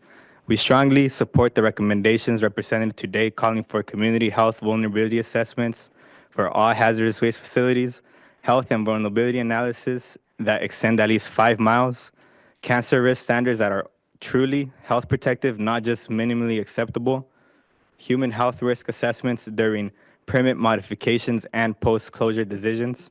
For our community, these are not abstract policy choices. They determine whether future generations in Kettleman City grow up healthier than the generations before them. We urge DTSC to strengthen these regulations so they reflect environmental justice in practice, not just in principle. Thank you for the opportunity to speak today. Thank you for your comment. Are there any additional in-person comments? Seeing none, Chair Rakestraw, that concludes the public comment period for this agenda item. Thank you very much, Sheena, and thank you very much to the public that has commented. I'll just make like a brief remark about the implementation of the hazardous waste management plan. The second motion, I guess, first off, you probably wouldn't believe how many conversations I've had about the second motion of the hazardous waste management plan over the past couple of months. So this is very, very much top of mind for the board and for DTSC as well. So with Sushma's departure, I am now on the Hazardous Waste Management Plan Subcommittee. And this, how I envision this is very much an iterative process in terms of the board and DTSC working together. So certainly I have no expectation that what Director Butler presented is kind of the end of it. This is something that will happen in between board meetings as well as at board meetings. So kind of from the question of Member Gomez and from the public comments, just rest assured that this is very much top of mind for me and others in the board. So that concludes item number 3. We are running a few minutes behind, but let's just move over to item number 4, which is the Hazardous Waste Facilities Operating Permit Decision Status Report. It's a very big mouthful for the Kettleman Hills facility. So SB 158 requires DTSC to report to the board regarding the timing of certain hazardous waste facility permit decisions. This board then votes whether to accept or modify the proposed permit decision schedule. For the Kettleman Hills facility, the board previously voted to accept DTSC's schedule of an anticipated final permit decision date of January 2026. I'd like to first introduce DTSC's Permitting Division Chief, Wayne Lawrenson, to join us. He will be proposing a revised schedule for the Kettleman Hills facility. In addition, although our board staff is not presenting on this item, they have prepared a staff recommendation memo, which is included in today's agenda packet. So after Division Chief Lawrenson's presentation, we will have a board discussion, then open the floor for public comments before the board considers this revised schedule. I'd like to again emphasize that this is not intended to be discussion of the merits of the Kettleman Hills facility pending permit renewal, solely focused on the proposed schedule. So Division Chief Lawrenson, over to you. Thank you. Thank you.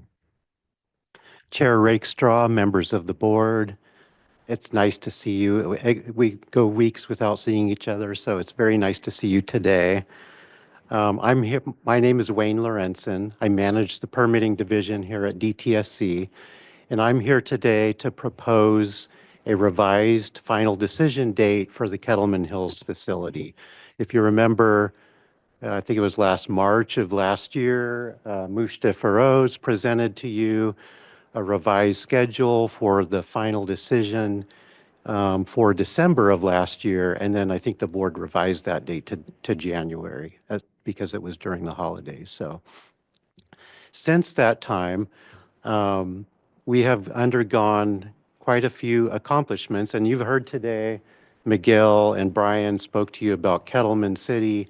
You've heard comments about Chiquita. There's a large interest in getting this Kettleman permit decision finalized in the right way and concern about other landfills. So one of the big things I know that's very important for the Kettleman City community, as represented here today, is the civil rights analysis. And that's one of the reasons that we have been delayed in this permit decision. It took us a little while to get started.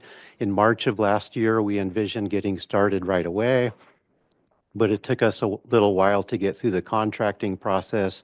If you remember, there were a lot of comments about the firm that we were using. We had to go back out and find another firm to be responsive of the community concerns, and that took some time.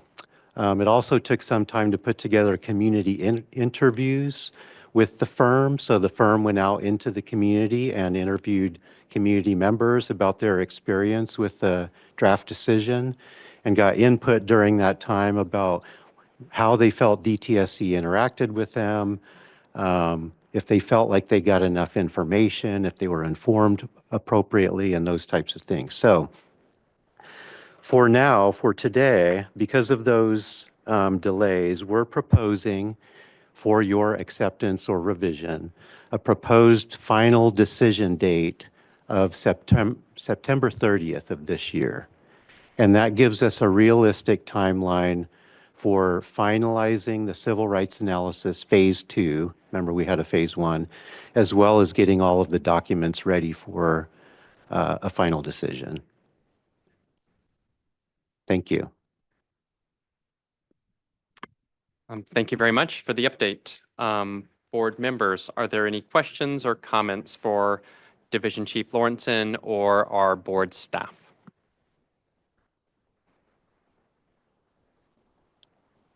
Member Brostrom, kick us off. Question about the community interviews. Will this be compiled in a report? Is this going to be publicly available, or is it simply internal Yes. to DTSC? The details, I don't know how much details they'll include in the report, but yes, a summary at least of those interviews with community members will be finalized in a report that's available for the public. Is there a timeline for that? Is it going to be released with the permit or Yeah, prior our to? plan is to release that before we issue the final decision. And then I guess my other question is I feel like this has come up in front of the board a number of times. How realistic is September? I mean, I know that there's like some urgency given how, long overdue this one is. And so it's like kind of this balancing between, obviously we want it done, quickly given the time it's overdue, but we also want to be realistic. And so just wanting to kind of gauge where you've landed with that balancing act. Right. It's a hard prediction. It's a fine balancing act. We know that there are things that could happen if there's things in the report that make us have to go back and change perhaps our responses to comments or even conditions in the permit or the decision itself. That's going to change things. But realistically, we think that September is that fine balancing point. It gives us enough time to anticipate a final decision with all the work that's left. I appreciate that these big complex permits take a lot of time and thoughtfulness. And I was going to suggest that as that issuance date of the final permit decision nears, that when you're at that point of being ready to publish it, that there be a forum to walk, in particular, the affected community and other interested parties through the permit online, so that, it's so hard to digest a big permit. And if there's a way to do a little bit more explanation of this is what's in the permit that we are issuing today, kind of a thing, I think it would Okay. be helpful if you could. Thank you. Yeah, appreciate that. Thank you very much. Maybe just one question, I guess, from me, which is, with this extra time, well, how much of the administrative record do you anticipate here in this final permit decision being electronically available versus physical only? Thinking ahead for if there is an eventual permit appeal that reaches its way to our board. Thanks. Yeah, great question. Thank you. I would say if it wasn't for the other delays, that would be a delay for us. So it's going to take us about 6 months to digitize all of the elements of the administrative record.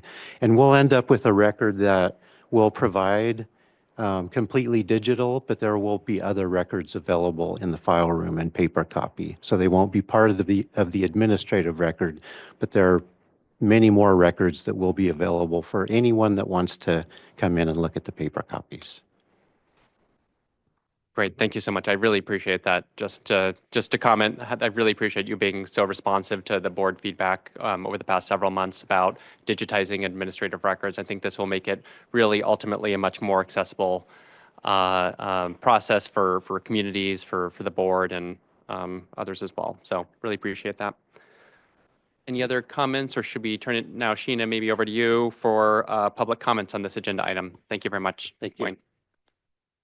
Thank you, Chair Rakestraw. The floor is now open for public comments regarding this agenda item, Hazardous Waste Facilities Operating Permit Decision Status Report, specifically the amended schedule presented today for the Kettleman Hills Facility Permit Decision. I will start with our in-person participants. Are there any commenters in the room? Please make your way up to the podium. Seeing one commenter in person, you will have 3 minutes. I know I sound like a broken record, but hello, this is Miguel Alatorre with the Unidos Network.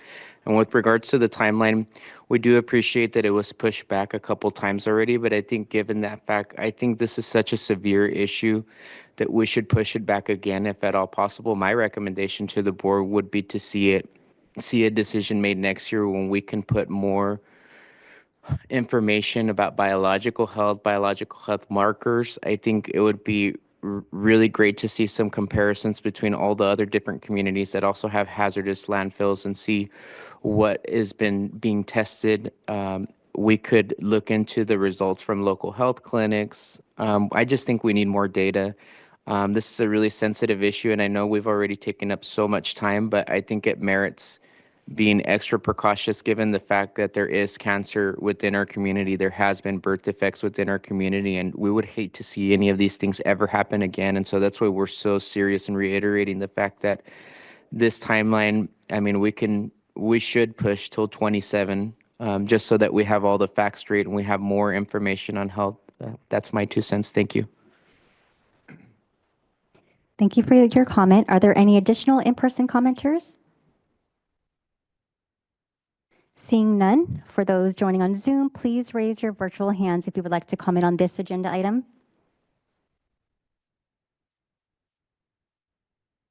Seeing none on Zoom, Spanish interpreters, please let me know if there are any commenters in the Spanish room. Thank you, Aldo. Chair Rakestraw, that closes out this public comment period for this agenda item. Thank you very much, Sheena. So we are now ready to take action on the revised permit decision schedule for the operating permit for the Kettleman Hills facility as presented by Division Chief Lawrenson, which includes a final permit decision date of September 30th, 2026. Is there a board member that's willing to put forward a motion? I am. I appreciate the desire to bring in more comparative data from across the state. But I do think that in this case, we're looking at a facility-specific permit that desperately needs to be brought into present-day conditions. And I think it's really important for the facility, the community, and DTSC to have an up-to-date permit, which is going to define compliance. So Chair Rakestraw, I acknowledge Mr. Alatorre's comment, but I don't think that if the permit were to be issued at the end of September, I don't think that precludes additional information from being brought to the fore and being worked on by DTSC.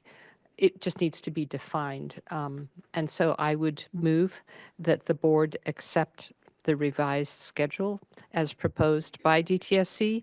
And as our staff noted, the schedule provides a clear framework for completing the outstanding actions and enables some effective progress monitoring all around. And thank you very much, Vice Chair. Is there a second? I will second, and if I could just make a comment as well as I second. I just, appreciate what I heard today because, I wasn't sure where the community was. So hearing that there is a desire to get this right and for, more analysis and more health protectiveness, I know that DTSC heard that. And so if there is need for furthering movement of this day, I hope that you have heard an openness to side more on the doing more analysis and taking longer.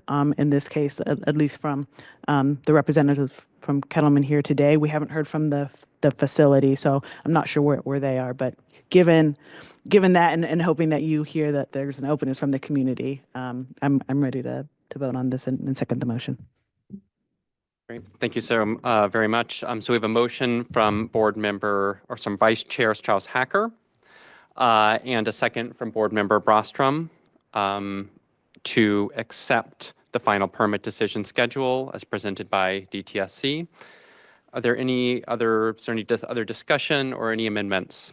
I guess I'm just looking at myself and Vice Chair or Member Gomez. Thank you. I have a question, Dwayne, maybe if you can come over, and that's in relation to the request I'm just wondering what your thoughts are in that request in terms of doing additional, for the purposes of extending, right, the timeline, but for a purpose. So can you share a little bit of that? Yeah, I mean, I appreciate Mr. Alatore's recommendation, and I understand where he's coming from. There are many in that community that are looking for biomonitoring and other types of data associated with the facility. I appreciate that. Um, and, we're going to take that back and think about that. We're open to any input that we get about that. Okay. So this was just our initial proposed revision date for the board to accept or revise, but Yeah. we'll take that back and look at it. And, we think about those things quite often. It doesn't have to be in at a deadline of a permit decision for us to keep thinking about those things. We're constantly working on that facility even after the permit decision. Once we make a final decision, we don't just walk away and not think about the facility or the community anymore. So it's an ongoing conversation that we can continue to have. Appreciate that. And I think walking the line here, I would, from a community, I think they're holding on to that permit, right? And making sure that if permitted, it's done correctly. So I think as much as it can be done, I think that's what they're asking. So I'll go ahead and support this. Thank you. Thank you very much, Member Gomez. Is there any other discussion, any amendments? Seeing none, Sheena, will you please call a vote? Thank you, Chair Rakestraw. Board members in support of the motion, please vote by saying aye. Aye. Aye. Any opposed? Any abstentions? The motion passes with all board members voting aye in favor. That passes unanimously. Chair Rakestraw. Thank you very much, Sheena. Let me do a quick time check here. We're ready for a break. Great, I think we're right on time here. So let's take a quick break, and we will reconvene in 10 minutes at 2:40 p.m. here, where we will continue with agenda item number 5. Sheena. Thank you, Chair Rakestraw. We will take a quick break and reconvene at 2:40. Welcome back, everyone. It is now 2:41, and we maintain a quorum by having all members present. Chair Rakestraw, we are ready to proceed with agenda item number 5, the BES evaluation of DTSC for fiscal year 2024-25. Thanks very much, Sheena. Let's wait just a couple of seconds for everyone to take their seats.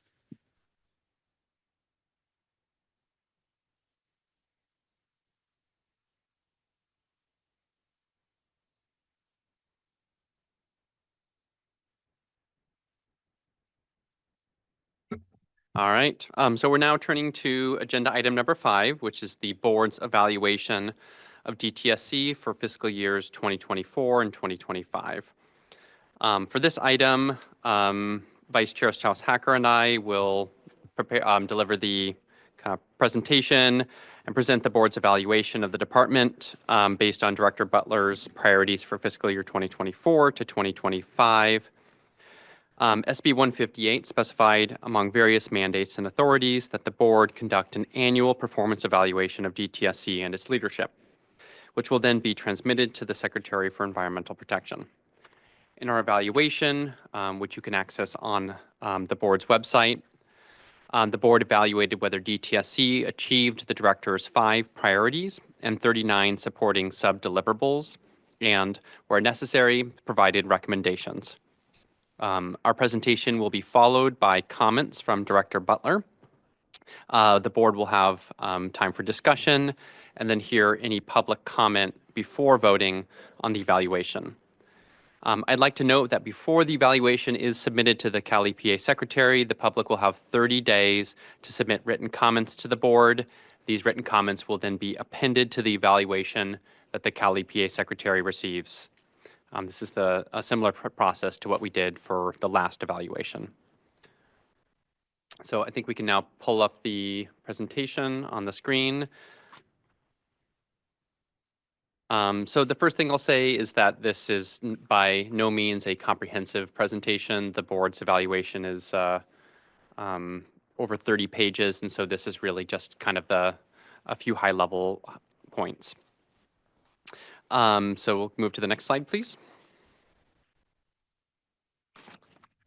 So as part of the mandate given to the board, as I mentioned, by SB 158, it states the board shall annually prepare and transmit to the Secretary for Environmental Protection an annual review of the department's performance as compared to its objectives. This evaluation will compare the goals here from the director's 2024 to 25 priorities against the progress the department has made in accomplishing those goals.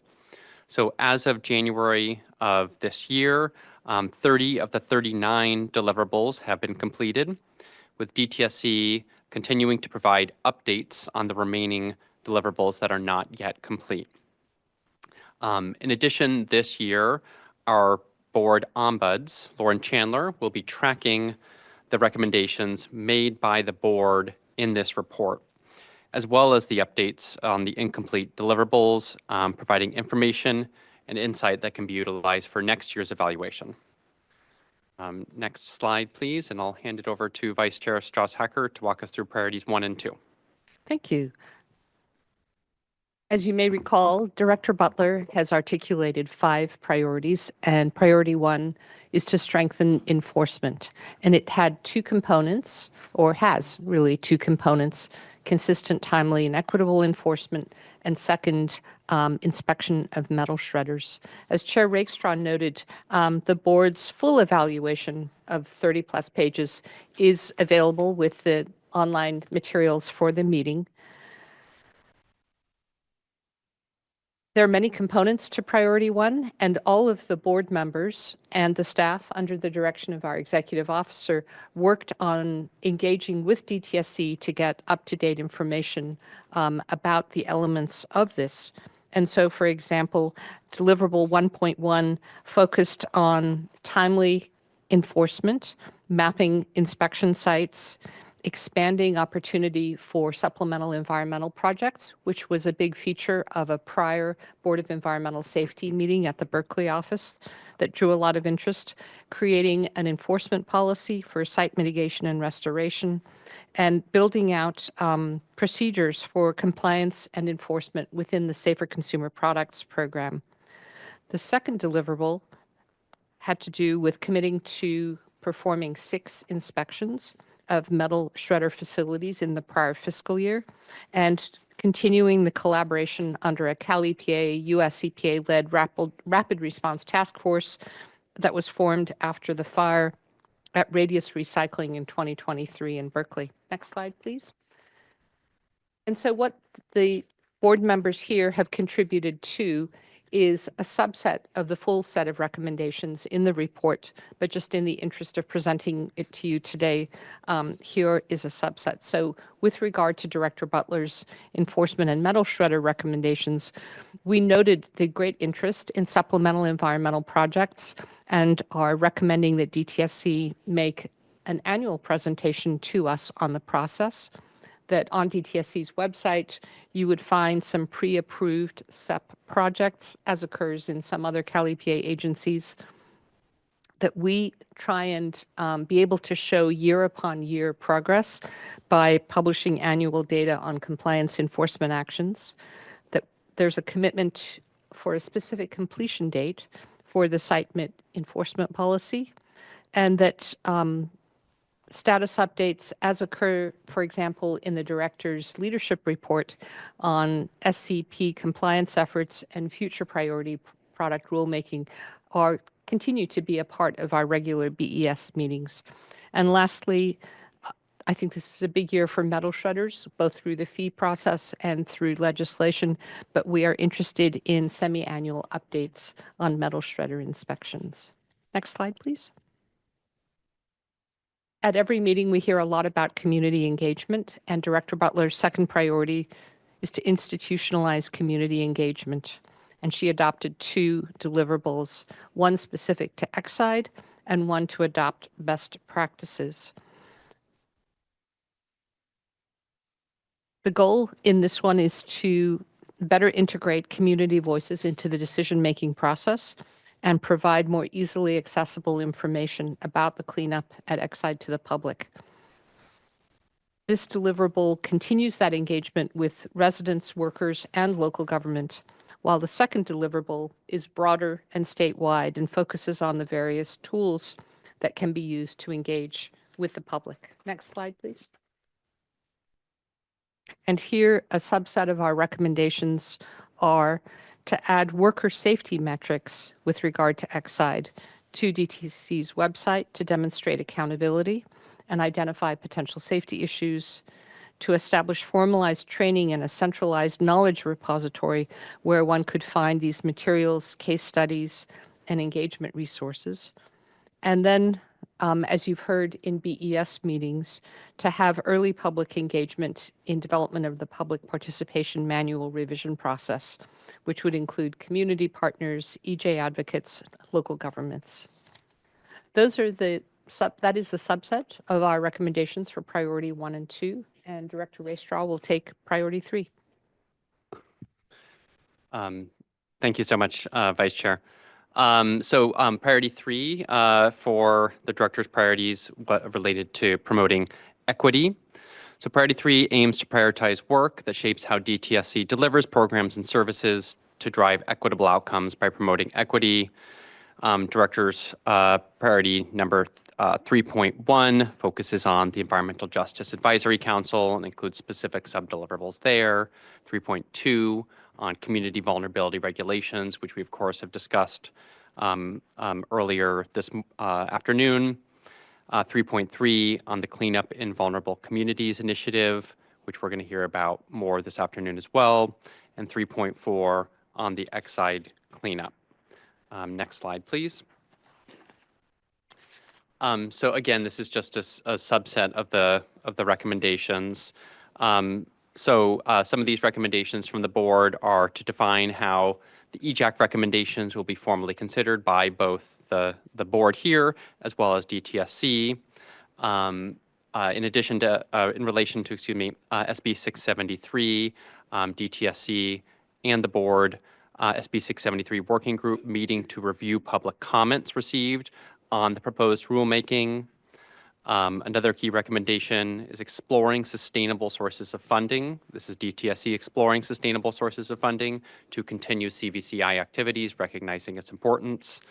And then the final one I'll highlight here is with regards to the Exide residential cleanup, strengthening outreach, improving reporting, and providing transparent communication on the cleanup standard changes. Next slide, please.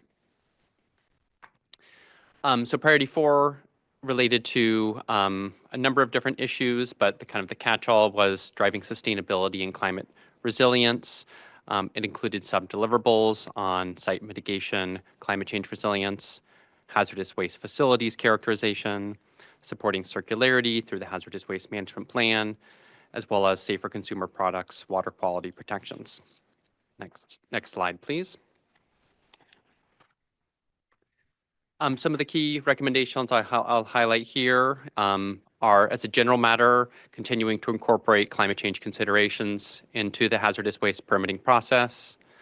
With regards to the next hazardous waste management plan, holding public workshops well before the release that are easy for the public to understand, in addition to several other specific recommendations, hosting community listening sessions and continuing to offer one-on-one meetings. And then the final one is BES, of course, welcomes a discussion, and we'll talk about this a bit more tomorrow on how to accelerate the safer consumer products process, including in the context of the performance metrics that the board working with DTSC sets. Next slide, please. Priority 5 relates to the director's priority of attaining fiscal stability with sub-deliverables related to the exemption process, the electronic verification questionnaire improvements, improving generator reporting accuracy as well. Next slide. And some of the key recommendations I'll highlight here are with the board developing a communication plan to provide periodic updates on statutory fee exemption review outcomes, lessons learned, and legislative regulatory refinements. with the board also conducting an assessment of the G&H fees to recommend actions to eliminate the structural deficit, and reconciling the EVQ revenue data with the California Department of Tax and Fee Administration to determine actions for increasing collection rates. Next slide, please. So I know that felt like a bit of a whirlwind tour. It's kind of really difficult to prepare a presentation that captures a 30-plus page document. But just to really underscore the amount of work that went into this evaluation, both from DTSC as well as from the board, this was really what ended up being, I think, probably a 6-month-long process, which I thought was extremely valuable because it enabled the board to get a real deep dive into each one of the director's priorities. I think that's kind of really one of the true values in SB 158 and this annual director's priorities process is it enables us as the board to get into the details to write the evaluation, as well as to come up with thoughtful recommendations. And again, this year, one change we're making is we're asking our ombuds, Lauren Chandler, to make sure that we as the board are tracking and following up and working with DTSC to implement the proposed recommendations from the board. So with that whirlwind presentation, I will now turn it over to Director Butler if she has any remarks that she would like to make before we then have a board discussion on this evaluation. Director Butler. Thank you, Chair Rakestraw. Thank you to all the board members for completing the evaluation and taking the time to go through each of the deliverables and give them considerable thoughts for the recommendations. And I just appreciate your support and guidance as we move forward.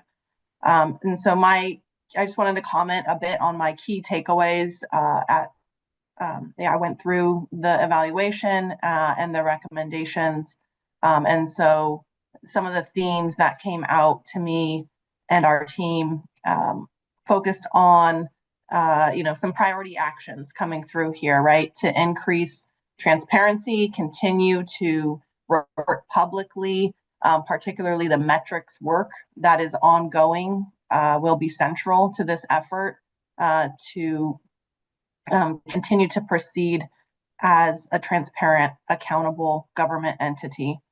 And then, as many of the public commenters voiced earlier, and we heard from some of the board members as well, the theme of strengthening community engagement and institutionalizing, embedding it more into our processes, policies, mandates, so that it's automatic and not procedural, not box checking, right? So when we hear comments that we can point to the change that it made in a permit, for example, or a regulatory decision or action.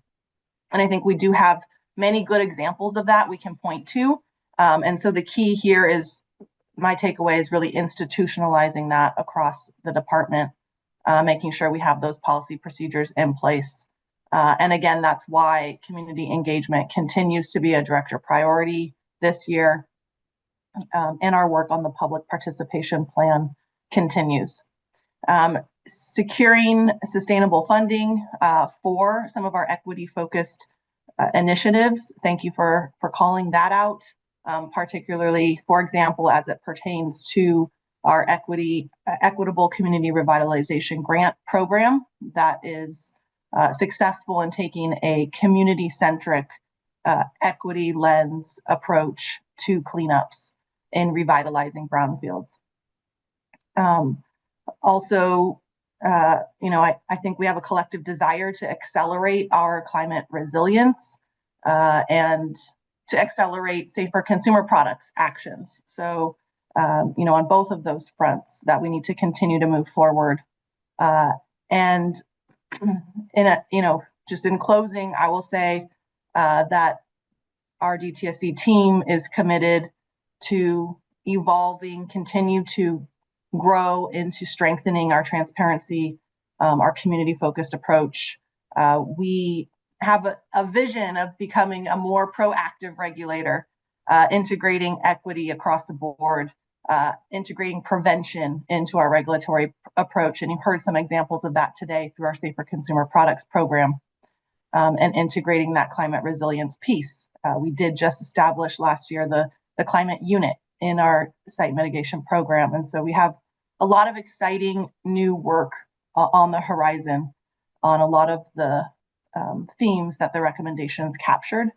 And then lastly, I'll just say thank you to our CFO, Brian Brown, and his fantastic team becoming a financially stable organization that will help us sustain our long-term environmental protection goals and achieve those. So again, thank you. I appreciate this time to comment on the evaluation, and we'll take the recommendations back and we'll get to work on the next year's priorities. Thank you very much, Director Butler. We'll now turn to board discussion on the evaluation. Board members, are there any comments that you would like to make on this evaluation that's before us? Member Gomez, please. Yeah, I just want to, encourage the public to look at it and really welcome comments in terms of improvements. This is our second one, and we're constantly just trying to figure out how to do this in a way that it truly is reflective and utilize it as a point of communication between us and DTSC for improvements, right? That's the whole idea of it. So really want to highlight the importance of the public look at it, give us comments. This is a yearly process, so we can always do better, but how we do better is engaging community, really giving us some feedback on that. So. One of the challenges is to take an organization's strategic planning process and translate that longer term framework into how can we use that, as well as in this case, the director's annual priorities and the sub deliverables that come from that, into something that is like a 1-year snapshot. And I know that we've been able to work with the director's priorities for the 1-year snapshot, but what I'm hoping we can do in the coming year is better reach into where the DTSC strategic plan will land, a better understanding of that, so that they're not separate planets in separate universes, but they somehow nest together in a way that makes sense for you and for us. And that through our ombuds, Lauren Chandler, and through our board members, we're able to communicate from one board meeting to the next progress on these fronts, so that by the time we get to bring you an evaluation for the prior fiscal year, it makes sense because you've heard pieces of this all along at every single board meeting. Thank you very much, Member Gomez and Vice Chair Strauss-Hacker. Anything, Member Brostrom? No, I wasn't sure if you were going to go over kind of public, like that we're accepting public comment. Oh, yeah. I mentioned that in my opening, but go ahead and reiterate it if you want. Yeah, I know, Member Gomez mentioned that, but we are, we are having a opportunity for people to comment, and we will append, is my understanding. Any comment that we receive will actually be added to the report and transmitted. So just wanting to flag, that is an opportunity for you all to add your voice, and it will be shared with Cal EPA. Thank you very much, members. I think you all said basically what I was going to say, so I won't add anything on that. So we will now go ahead and open it up for public comment. So Sheena, will you please take us through that? Thank you, Chair Rakestraw. We will open the floor for public comment regarding agenda item number 5, the BES evaluation of DTSC for fiscal year 2024-25. I will start with in-person commenters. If there is anyone that would like to comment, please raise your hand and I will call you up individually. You'll have 3 minutes.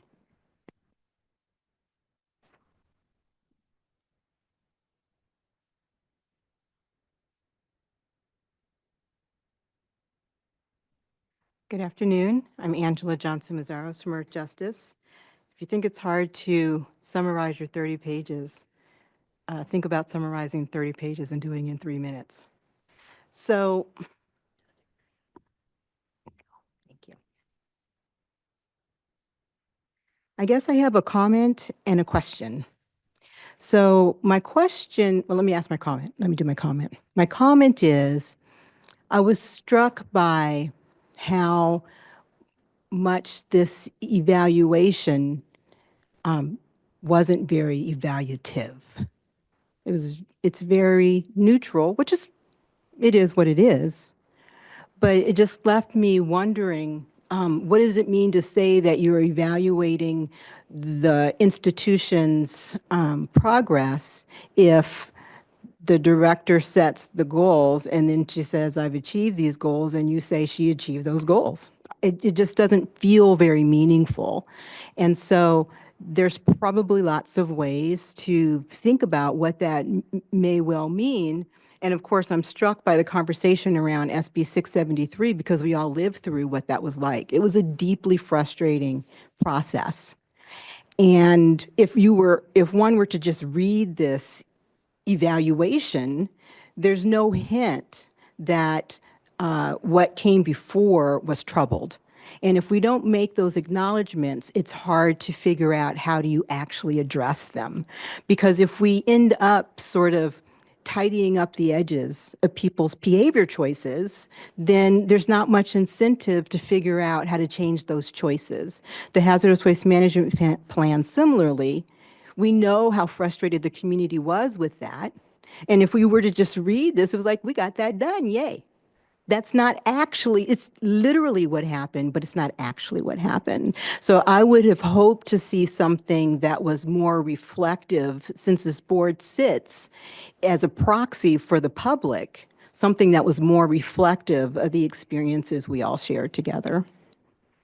And then my question is, so you've offered up these recommendations and you'll send them off to wherever they go and whoever will look at them.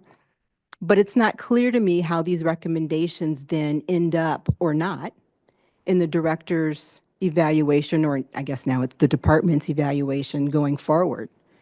So does Director Butler have the ability to be like, yeah, thanks for your recommendations, I'll pick these 3, the other ones I'm going to discard? And what does that engagement look like? To the extent that what the director says controls what she gets evaluated on, then how do we on the front end make sure that Please the wrap up your evaluation comment. criteria is meaningful and then results in real reflective engagement? Thank you.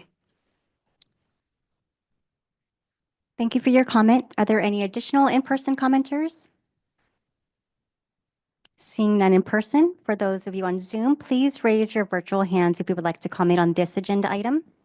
I do see one hand raised. Vanessa Vasquez, I'm going to send you a request to unmute. You have 3 minutes. Can you hear me all right? Yes, thank you. Okay. Good afternoon. My name is Vanessa, and I'm with Communities for a Better Environment. It is disappointing that the Department of Toxic Substances Control did not uphold environmental justice and equity as a priority when it came to the hazardous waste management plan. In addition to failing to address concerns regarding the categorization of waste, DTSC removed explicit environmental justice language that was initially present in the earlier draft of the plan, and it failed to address the continued concerns of frontline communities that were strongly opposed to the plan's adoption. Actions like these are harmful to those most impacted by hazardous waste. This board should take these actions into account during its evaluation of DTSC and Director Butler's 2024-2025 environmental justice and equity priorities. Thank you. Thank you for your comment. Ivana Castellanos, I'm going to send you a request to unmute. You have 3 minutes. Thank you. Hi, it's Ivana Castellanos with Physicians for Social Responsibility, Los Angeles. I haven't had a chance to review the evaluation completely, but I have sort of scanned it. And I will agree also with Angela Johnson-Mazzaros. I was struck by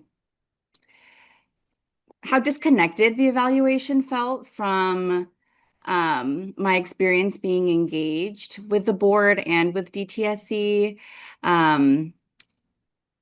It didn't feel very substantive to kind of what this process has been like. And so I do encourage the board to consider how frustrating some of the processes have been, and to consider the engagement and the response of the advocates and the community members that have been engaging with DTSC and with the board on these topics. I think if the evaluation is supposed to be a tool to highlight where improvements can be made, I don't think that this was very successful at that, and I don't think that it really captures the performance of DTSC this year. But I will be reviewing this and providing probably some more detailed comments later on. So thank you for sharing. Thank you for your comment. Jenny, I'm sending you a request to unmute. You have 3 minutes. Hi, I guess I have a request. I think my formal request would be that this board acknowledge, because we often talk about what BES's purview does not include, the limitations of the ability of this board to bring DTSC into true reform.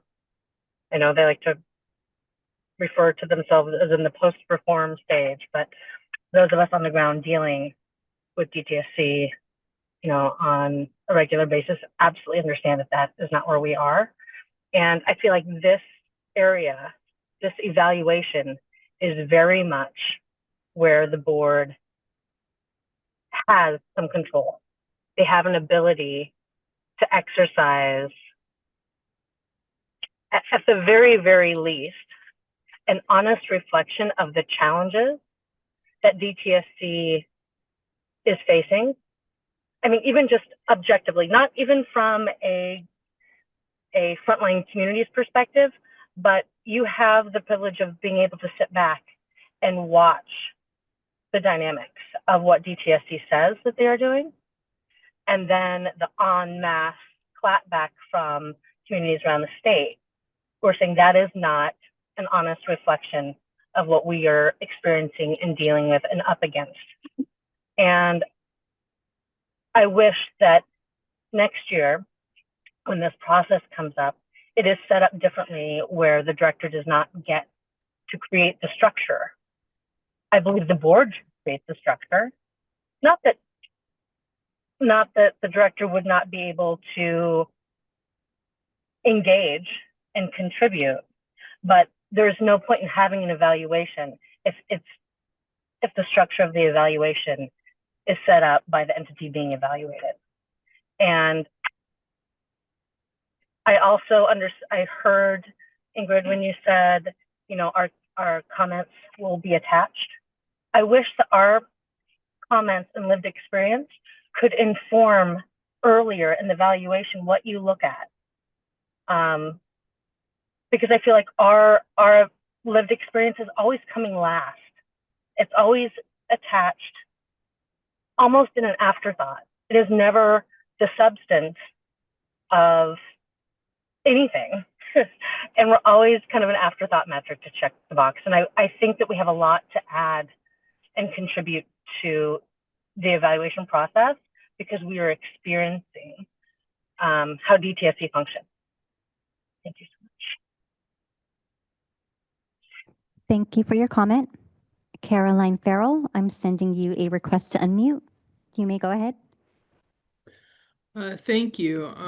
Caroline Farrell with the Environmental Law and Justice Clinic at Golden Gate. And I similarly haven't had time to really review the details of the performance evaluation, but what I would say is a couple of things. As a performance evaluation, I think it's really important that it's not just about what was accomplished. There seems to be a lot of like quantified and listing off the accomplishments, but also how the performance was, like, how did that how successful was that outcome in terms of the method by which it was achieved. I also think, similar to the hazardous waste management plan, it's really hard to have a meaningful evaluation when you've got 39 different things that you're evaluating. It's hard to be really dig into the meat of all of that. That's a lot for the board to take on. It's a lot for even the director of the department being evaluated to kind of manage. So I think it's really important to identify a manageable amount of things that really are performance based. And I think what's really important and why that's really important is what I've noticed through working on comments for the hazardous waste management plan and the latest rulemaking related to SB 673 is that DTSC really does, in its rules and regulations, leave a lot of discretion for itself. It tries to maximize its discretion.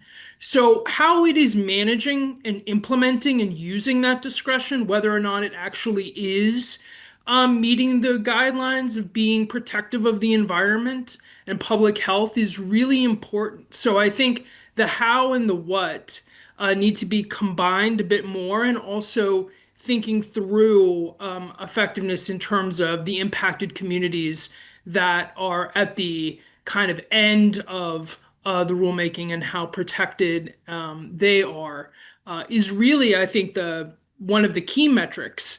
How effective are you in reducing the harms?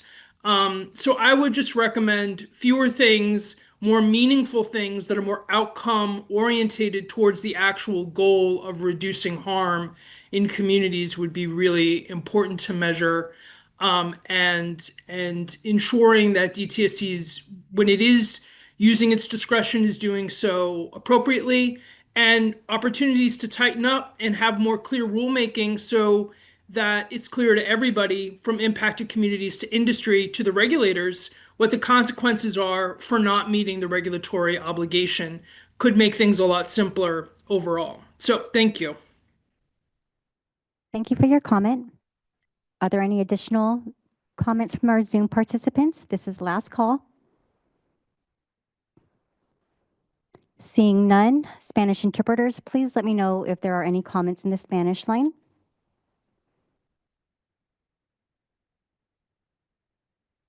Thank you, Aldo. Chair Rakestraw, that concludes the comment period for this agenda item. Thank you very much, Sheena, and thank you very much to the commenters. I've taken a large amount of notes here. So is there any additional board discussion that we would like to have before we have a motion? Or is there a motion that a board member is ready to make? Vice Chair Strauss-Acker, please. Thank you for the thoughtful comments, and they do resonate with us. I would note that we are more than halfway through the next state fiscal year. And so as I think about what might we do differently, I think about when would we do it and how would we do it? And to be fair to the management team of DTSC, to be clear about what we're going to look at rather than produce something later in time that someone says, I never knew I was going to be evaluated on that. So I think there might be a way to accommodate the intent of the comments, but I'm not sure that we can, given our other work of this year, and that we have 3 part-time board members and the staff that you see here, I don't know what's possible to do in the time we have before us. But I take to heart the comments that I've heard, and I will give it much thought. I could see us picking a few big deal things like community engagement and SB 673, as well as the overlay of the director's priorities. But we'll all give it much thought. I think Ingrid wants to say something. Member Brostrom, please.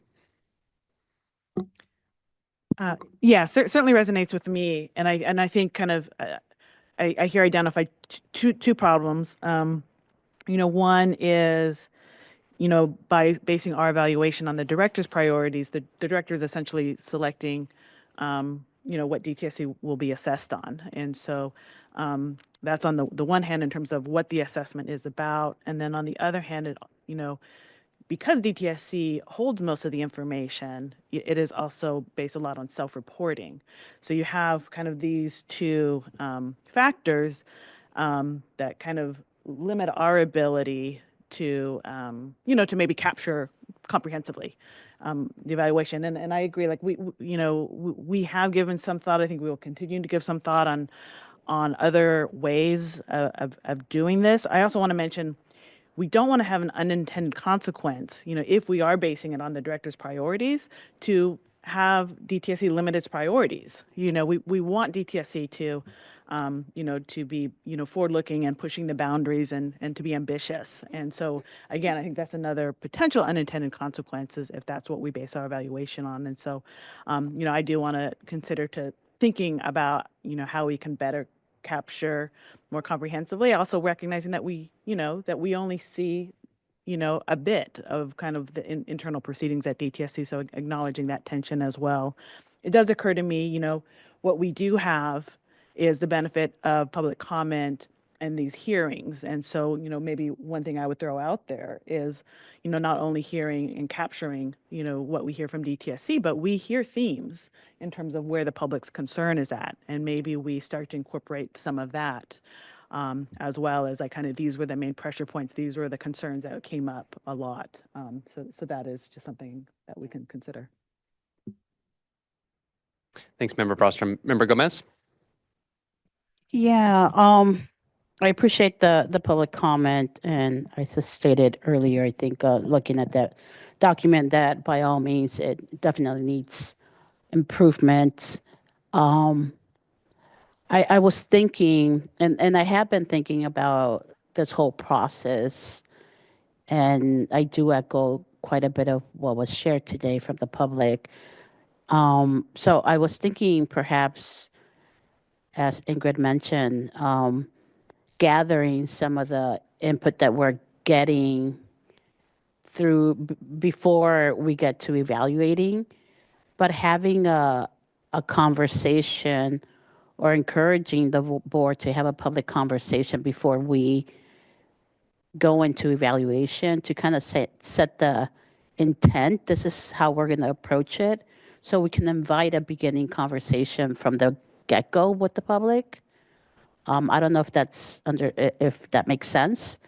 And not just relied on Director Butler's goals that she's setting, but also incorporate the community into it from the beginning, right?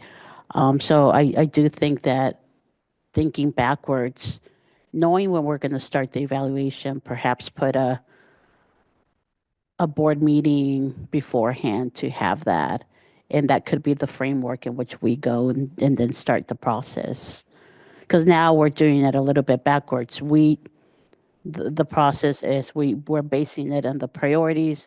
We went and did the evaluation, and it does take quite a bit. It's published. We're inviting the community to look at that framework that is very limited, right? And they only have an opportunity to react to that, right? So we're kind of limiting as well the engagement from the community, and they have a different perspective, right? So I just think that perhaps we should think about it a little bit. I think there's interest, and I know that we have been talking about it in terms of how we can do this better. So thank you. Great, thanks so much. I don't have too much to add.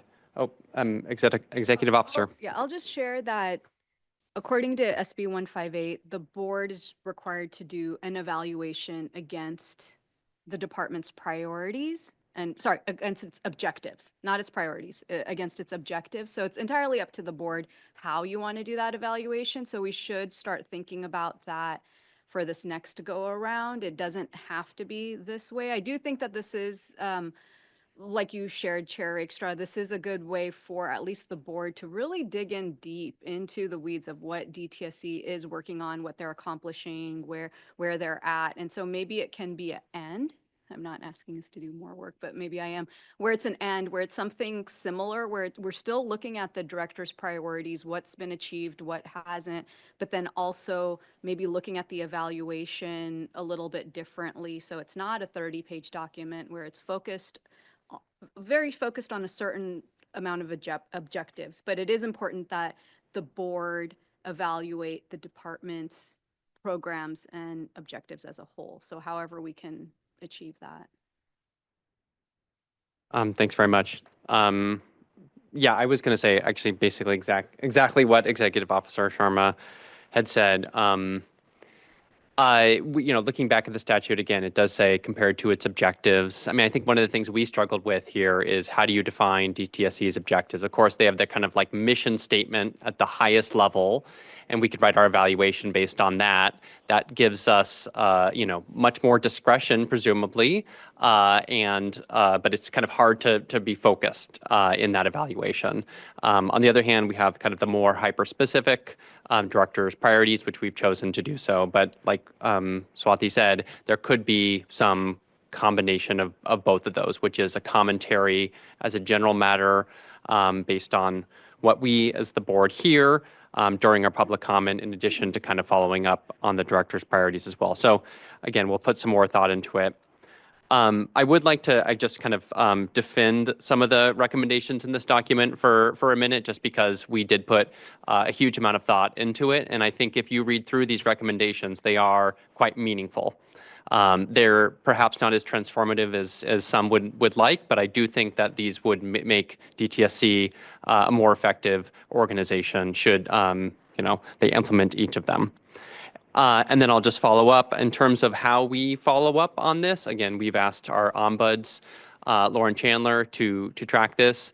I don't know exactly what that will look like, but presumably it will be a meeting very shortly after this with DTSC senior leadership to figure out kind of how to implement some of these recommendations. So stay tuned on that specific issue.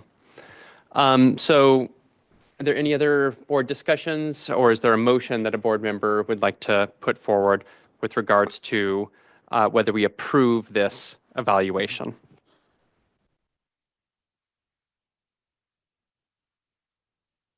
Just in terms of clarity for the motion, are we adopting the evaluation, or because I thought there's a period of public comment.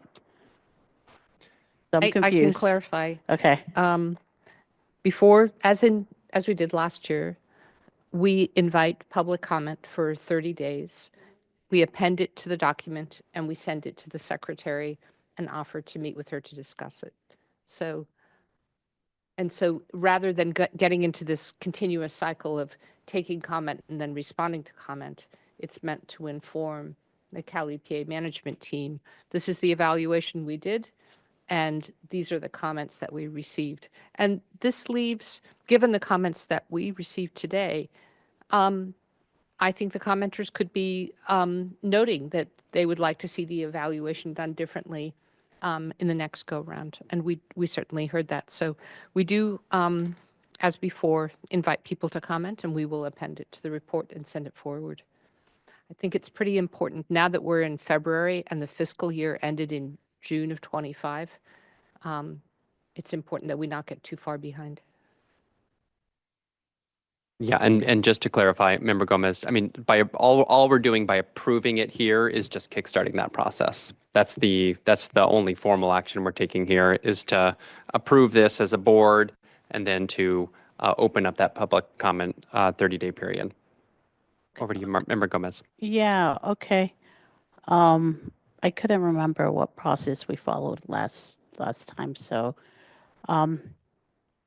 I would encourage us to rethink this process for the future as well, because this is a little bit, I can see it being quite a bit of discouraging if I'm part of the public, just to be very honest on that. So I'm wondering, even can we capture what was given today by the public and insert it into this attachment, regardless of what comes in, just to really highlight that? We can get a summary of all the comments that were made today. Okay. And then attach it at the end. That of would be the- good, at least, I I think we think. did that last time around too, if I remember correctly. But yeah, we can certainly do that. Okay. And yeah, let's think about how we do this in the future, just because it does feel a little bit disingenuous. So thank you. Stan. Thank you, Member Gomez. Appreciate that. So is there a motion that a member would like to make with regards to this evaluation? Member Gomez? Sure, I'll go ahead and make the motion to adopt and add the addendum of today's minimally at the comments that were shared today. Thank you very much, Member Gomez. Is there a second to that motion? I'll second. Thank you very much, Vice Chair Strauss-Hacker. So we have a motion for Member Gomez to adopt the evaluation for fiscal year 2024 to 25 with the comments that we have received here today appended to that evaluation. So that would be the formal motion. And we have a second from Vice Chair Strauss-Hacker. So any amendments, any further discussion before we turn it over to Sheena? All right, Sheena, please call the vote. Thank you, Chair Rakestraw. Board members in support of the motion, please vote by saying aye. Aye. Any opposed? Any abstentions? This motion passes with all members present. And if I may, Chair Rakestraw, with this approved motion, as everyone has already stated, we will continue to receive written comments over the next 30 days via our email at besinfo@bes.dtsc.ca.gov. And for those that provided verbal comment today with Member Gomez's amendment to the motion, we will append those comments today along with the final evaluation. Furthermore, we do invite all those public members to submit written comments, again, to be appended to the final evaluation. At the conclusion of the 30 days, which would be Monday, March 9th, all submitted written comments will be appended to the final evaluation and transmitted to the Secretary for Environmental Protection. Chair Rakestraw? Thank you very much, Sheena. And thank you to the board staff, DTSC, and the public comments that we received here today on this evaluation. So that concludes item number 5. We will now move on to item number 6, which is the Cleanup in Vulnerable Communities Initiative, CVCI 2024 to 2025 report. So I'll invite up Marcus Raymond, our board's senior environmental scientist, to present this report to the board. We will have then board discussion and public comment before the board votes on this item. So just as a way of bit of background, SB 158 allocated funding for CVCI and required this board to conduct an analysis of the department's spending. This is the second annual report, and it covers the department's activities for fiscal year 2024 to 2025. Thank you very much. And Marcus, over to you. Thank you, Chair Rakestraw, and good afternoon, board members. I'm going to present a summary of the Cleanup in Vulnerable Communities Initiative annual report for the 2024-25 fiscal year. I will refer to the Cleanup in Vulnerable Communities Initiative as CVCI or as the initiative throughout this presentation. Please note, Deputy Director Thanberg and Benjamin Stanfield, who I believe is available online, both from the site mitigation program, are also present at this meeting to answer any questions you may have regarding the initiative. Next slide, please. So the annual Cleanup in Vulnerable Communities Initiative report, or CVCI report, is mandated by Section 106 of SB 158. According to Subdivision E of Section 106, the board is required to conduct an analysis of CVCI, identify the subsequent uses of sites that have undergone investigation or cleanup, evaluate public health benefits of those investigations and cleanups, and make recommendations to legislature on future expenditures of state funds for cleanup.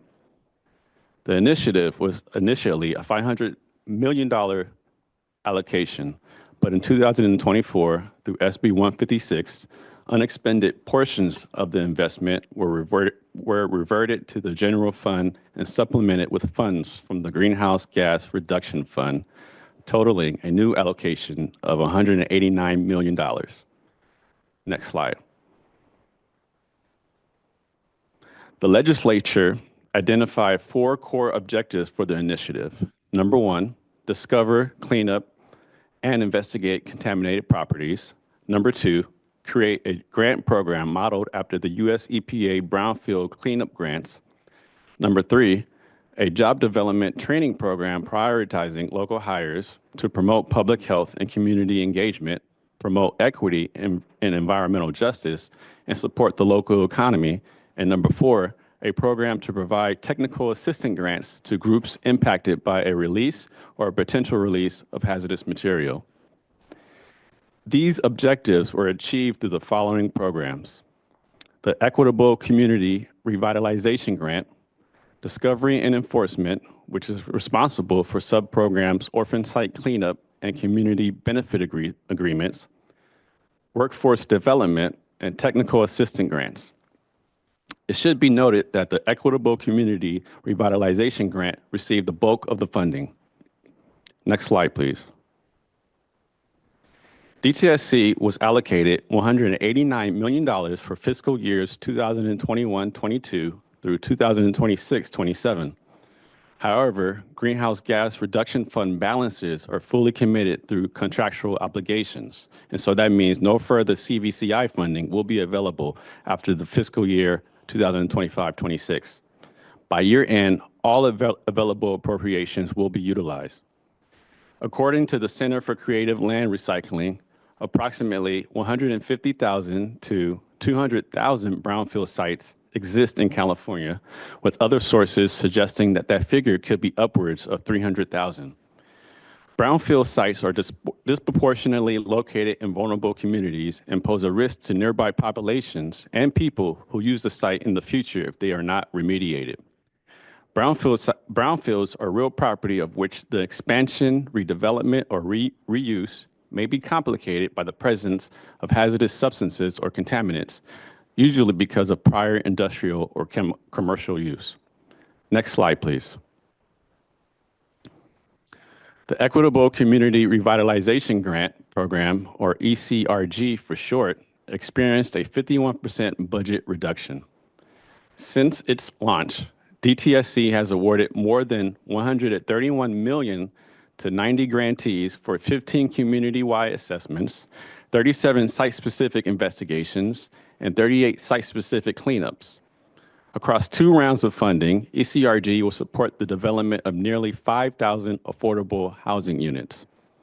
The first round of funding initiated in 2021 and consisted of grants for housing developments, schools, parks, community services, and commercial retail facility projects. The second round of funding began in 2023, and the requirements for grants became stricter. For instance, for housing projects, contaminated sites needed to be cleaned up to residential standards with no deed restrictions or other administrative engineering controls, in addition to meeting affordability criteria. Other improvements of round 2 included a streamlined application process, expanded technical assistance, and clearer standards for ineligible uses like warehouses and distribution centers. Round 3 was planned for 2025, but did not open due to budget cuts. Next slide. The Discovery and Enforcement Program, or D&E, experienced an 83% budget reduction. D&E focused on properties occupied by former and existing dry cleaners associated with perchloroethylene, or PCE, a volatile organic solvent. DTSC selected dry cleaners as a focus due to the vast numbers of facilities in the state and the public health threat posed by PCE, a likely carcinogen. Through the program, 40% of sites were found to have contamination that warranted further action under a DTSC-issued enforcement order. Approximately 2/3 of the sites are located in Southern California, and the remaining 1/3 is split between the Central Valley and the Bay Area. The full remediation of sites has also been difficult due to the limited resources of small business owners of dry cleaners, resulting in financial hardship. Next slide. Per subsection A of Section 106 of SB 158, CVCI funds are to be used for a job and development training program prioritizing local hires to promote public health and community engagement, promote equity and environmental justice, and support the local economy. DTSC created a CVCI student internship program in 2023 to satisfy the job and development training program mandate, which involved 6 students from vulnerable communities. Interns presented their research projects at a department-wide virtual symposium on May 30th and 31st of 2024. In 2024 and 25, DTSC provided ongoing career coaching and support after the conclusion of the internship. DTSC plans to transition this student internship program into a statewide environmental remediation training to address the needs of vulnerable communities impacted by hazardous waste cleanup sites. DTSC is in the process of developing a contract to solicit a public entity or nonprofit organization to develop the new program framework. The program framework will be a training and job preparedness program that would include career coaching, resume writing, and job search tools to identify employers that are hiring. Next slide, please. 18 applications were received for the Technical Assistant Grants Program between December 2023 and January 2025. The grants were to be used for hiring a technical advisor to assist with public participation and education related to cleanup sites. Technical assistant grants are a source of funding for community groups to hire independent experts to support interpretation on the nature of hazards or potential release of hazardous materials, interpret info produced from a site cleanup investigation or response action, or used to pay for confirmation sampling related to a release or potential release. Essentially, these grants are used to ensure that a given site-related contamination did not migrate beyond the cleanup site's boundary, to confirm that a site has been properly characterized or delineated, or to ensure that a site has been cleaned up to applicable cleanup levels. 3 grants were awarded to grantees in Southern California and 12 awarded in Northern California. Next slide, please. So in conclusion, California contains hundreds and thousands of brownfield sites. The Cleanup and Vulnerable Communities Initiative budget was reduced by more than half, but the initiative has managed to steadily make progress in addressing the needs of disadvantaged communities, particularly through the Equitable Community Revitalization Grant and Discovery and Enforcement. Ongoing cleanup and vulnerable communities work is funded through existing grants and contracts. Next slide. So it is staff's recommendation that the state adopt a permanent and long-term funding stream for Cleanup and Vulnerable Communities Initiative to ensure continued success. Thank you. Thank you very much. So with that presentation, we'll now turn it over to board discussion. So board members, are there any questions or comments that you would like to provide? Chair, I'm sorry. For Gomez, please. Yes, I thank you for the presentation and definitely concur on everything that is being proposed. I would love to hear from the public before I fully give my comments. Just wanted to. Thank you very much, Member Gomez. Vice Chair Strauss-Hacker, please. Would it be possible to ask a few questions of Deputy Director Berg? Thank you for the presentation, team. Is it on then? I hope so. Okay, I hear you. Given the reduction in funding, will it be possible for the department to see the various grants in ECRG through to completion with the existing PY? Yes. So the PY that we got through 158 is still there, even though all the money for the contracts was swept. So yes, so existing grants, contracts under discovery and enforcement, as well as ECRG, those will continue, and we will see those to the fruition. In meetings past, Member Rostrom, among others, we've talked about sort of the universe of contaminated sites, which is hard to get one's arms around, but also specifically dry cleaners. And in D&E, the focus on the 184 dry cleaner sites, what do you think going forward over the next, I don't know, several years, what should we collectively be doing given the small businesses without resources, small businesses that may no longer exist? What's a good way that we might tackle a sector like the dry cleaner sites? I'm going to give my answer, but I'm also going to let Ben Stanfield, my Southern California Division Chief, give his. That is a hard problem to solve because it's a huge universe, and it's a universe that, particularly dry cleaners, that don't have money, generally speaking. It would be great if we had funding somehow through the state that we could contribute to it. It would be great if we had some way that we could focus our money on the cleanup costs rather than our internal PY costs. It would be great if we had some plan, and I think we could do this, where we look at the most contaminated sites first and categorize them, and that's what we were trying to do through discovery and enforcement. We looked at sites that were near vulnerable communities first, and we looked at the most contaminated, we thought, sites. We did a phase 1, we did a phase 2, and then from there we figured out what to do with those sites. But that's a very narrow subset of the big universe. Yeah. But we have to tackle the most contaminated ones first, at least try to figure out which the most contaminated ones are, and then try to deal with those. And it's an ongoing problem. And I would like to also say that we don't really know how many are contaminated. There's about 200 to 300,000 that could be contaminated, but until we do an investigation, a phase 1, a phase 2, we really don't know the extent of the contamination until we get there. So it's really kind of an imprecise number. Mm-hmm. So Ben, I'm sure you'll do a much better job. All right, thanks for allowing me to unmute, and good afternoon, everyone.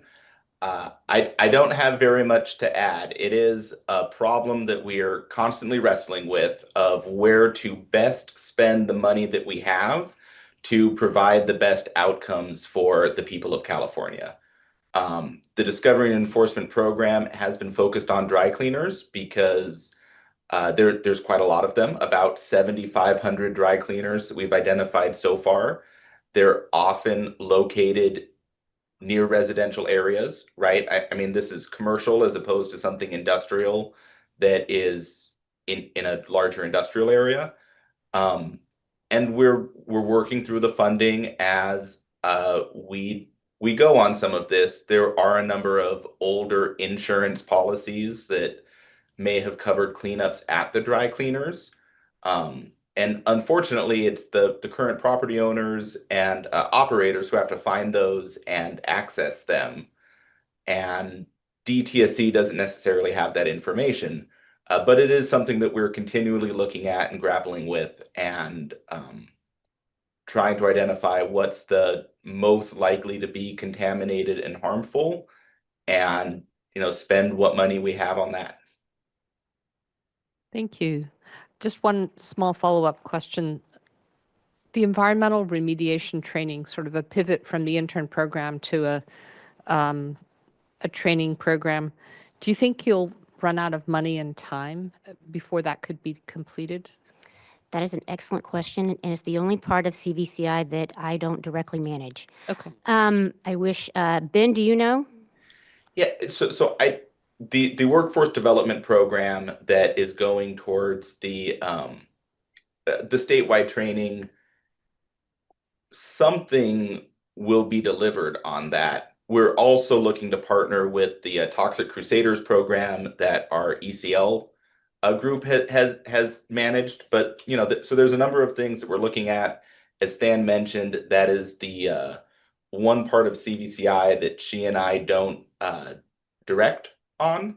But I know they're working on it, and they should be moving forward on it and being able to deliver the training. All right. Thank you both so much. Thanks, Vice Chair Stalsacker. Member Brostrom, please. Yeah, thanks. I have a number of points. I've actually been quite involved in this program, before I've been on the board. And so I have quite a few thoughts.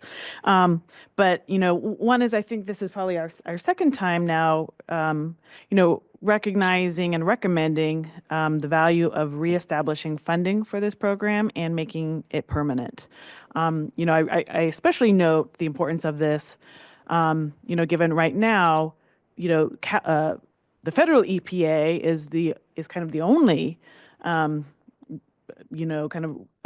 funding mechanism for brownfield redevelopment for community repurposing.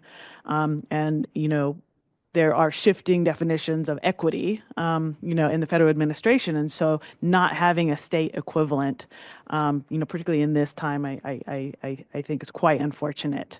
And so, the first thing I would notice, and I was going to mention this earlier as we're talking about the budget, but it has not been kind of recommended as part of a BCP. And I wonder, how would that happen? How would we get this funded? I think at the board, we've made the recommendation now twice. I think we've all acknowledged that it's an important program. So, how do we elevate this so that we can actually get it into the state budget and the conversation? So I guess that would be, first and foremost, a question and a request is that we actually do see this as a budget request from DTSC. My second, and I'll list them all, and then you can respond to what you want to. The second point, and as Member Strauss-Hauker brought up, is the dry cleaner question. And this is, again, an issue that has gone back, many, many years of being brought up. And I have never heard a robust conversation or plan.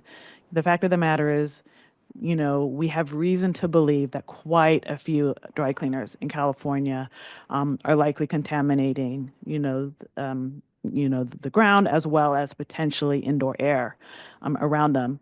And also we know that these particular facilities, there are issues around insolvency and ability to pay for cleanup. And this is a big sticking point. And, I, again, brought this up, before my time here, in the legislature, and I have yet to see any real grappling. We don't have enough money in the orphan fund site. We don't want that to hold us back from identifying these sites. So, that's a really big concern. If we don't figure out how we're going to pay for the cleanup, I don't see any mechanism that's going to move that conversation forward. Other states have dry cleaner funds.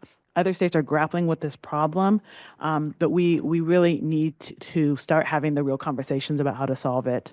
CVCI was one of those areas. Again, the funding is not continued. I wanted to just comment on the workforce program.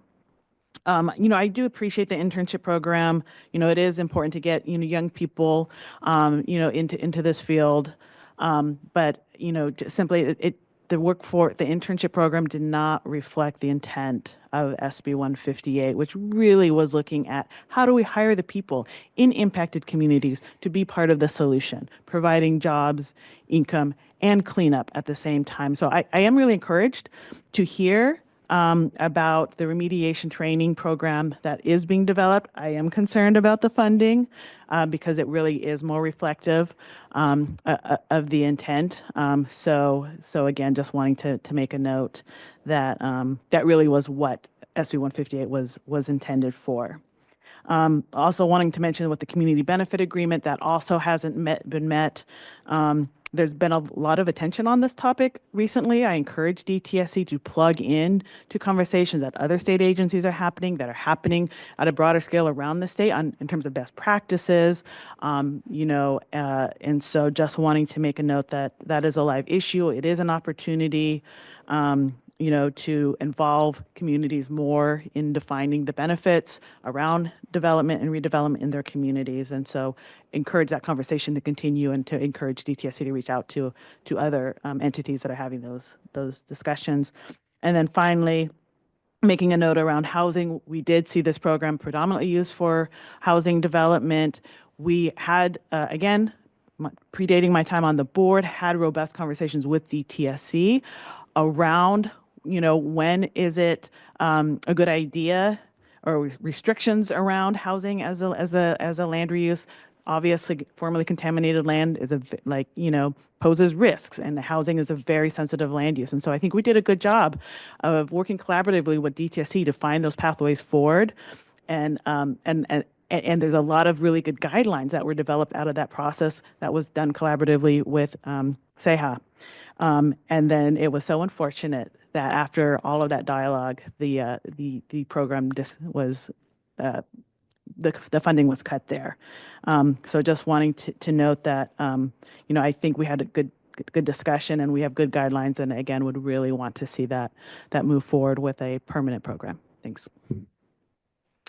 I really wish I brought a piece of paper up here to take notes. Okay, I'll try to answer all or address some of the things you mentioned. We 100% agree. We would love to see funding for this program going forward. We will pursue whatever avenues we can and welcome you to pursue whatever avenues you can to help advance that. I think that this is a very valuable program. All of them, it's feel-good work that the DTSC is very much committed to continuing with if we can. I can't remember what the next one was. Dry cleaners. Dry cleaners. Dry cleaners are hard, and discovery and enforcement is hard because they don't have a lot of money. We welcome an opportunity to talk to others who may have a better idea on how to structure this. I will say when SB 158 happened, these were all new programs, and it's an evolving thing. I think ECRG evolved the quickest, but having the board to kind of iterate that process of working with us to make it a better program. Discovery and enforcement is still also evolving as well. And it's discovery and enforcement. And in order to enforce, you have to have a party that actually has funding and the ability to do what you're asking them to do. And so those two things don't go together. And so we're figuring it out as we go to try to get as many dry cleaners addressed, particularly the most contaminated ones that pose a risk to communities. Workforce development. Yes, I believe we got that feedback previously that it wasn't being set up as it was intended. And so we are trying to meet the intention of SB 158. And Ben and I, unfortunately, don't directly manage that, so I'm not going to be able to add more to it. And actually, I just want to, Sterlene's on the line for workforce development. Whoever's in charge of letting people unmute, Sterlene Grant, I think, is on and can speak to that briefly. Sterlene, you may share your screen.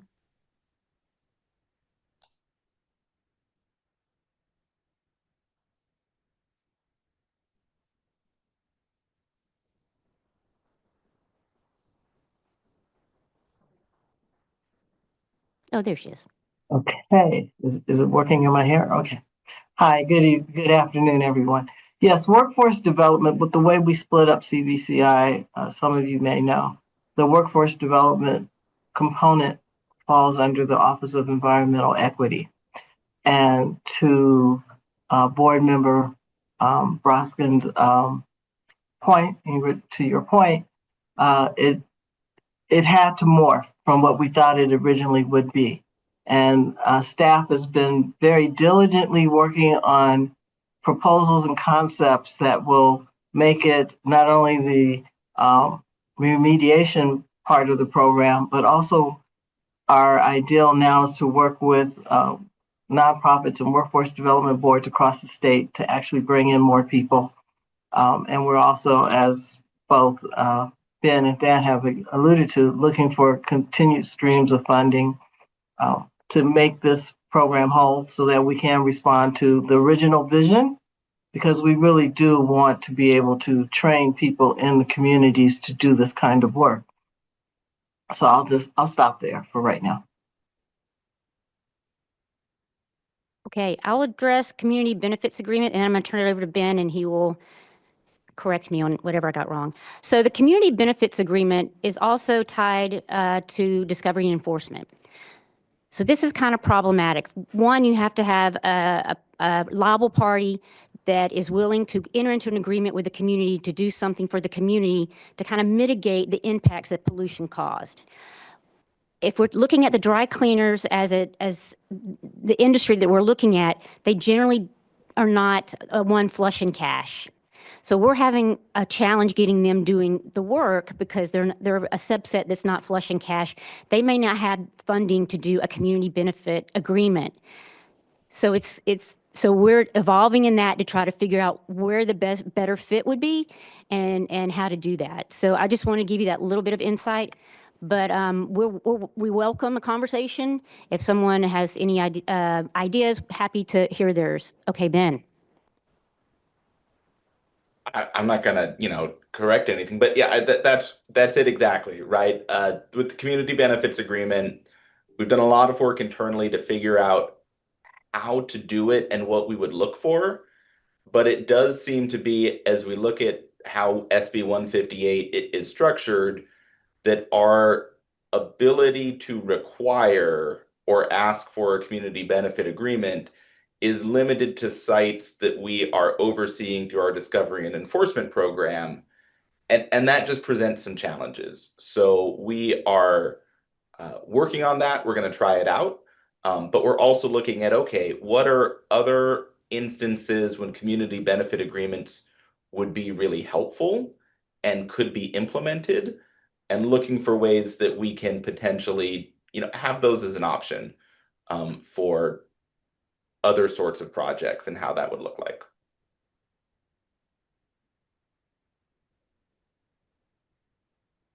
Okay, adequate, great. Great, thank you so much. I guess one of the downsides of going last is that all my questions have been answered. So thank you so much to all the board members for asking excellent questions. And Member Gomez noted that you would like to kind of come back after public comment. So with that, I'll hand it over to Sheena to open it up for public comment. Thank you very much, Deputy Berg. Thank you, Chair Rakestraw. We are now opening the floor for public comment on agenda item number 6, the CVCI fiscal year 24-25 report. I will start with our in-person participants. Are there any in-person comments?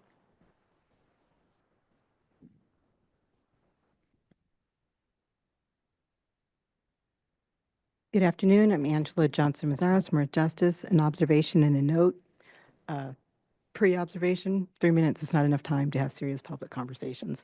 So on this matter, 2 things. First, this whole thing around the orphan sites in generally is just another indication about our lack of visibility into what's actually happening out there.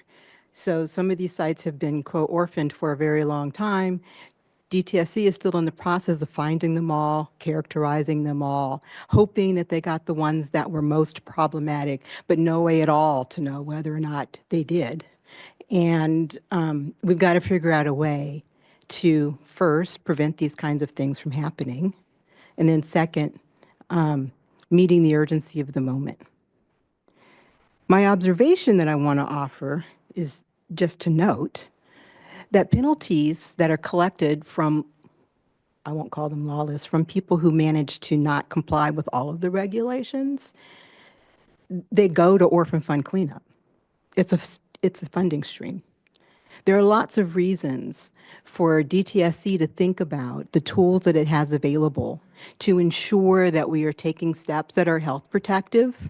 And there are lots of reasons for DTSC to use the full suite of tools that are available to them to try to get compliance up front, to try to get facilities to police themselves, to try to get people to decide that it may be to their benefit to prevent an emission rather than to hope that they don't get caught on the back end after the excess emission has already occurred. And so using penalties as a way to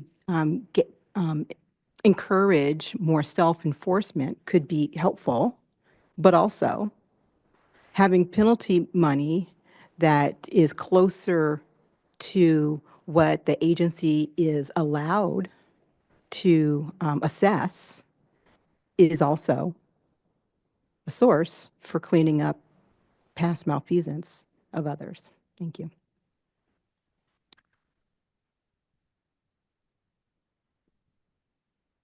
Thank you for your comment. Are there any other in-person commenters? Seeing none in person, for those joining us on Zoom, if you would like to comment on this agenda item, please raise your virtual hands.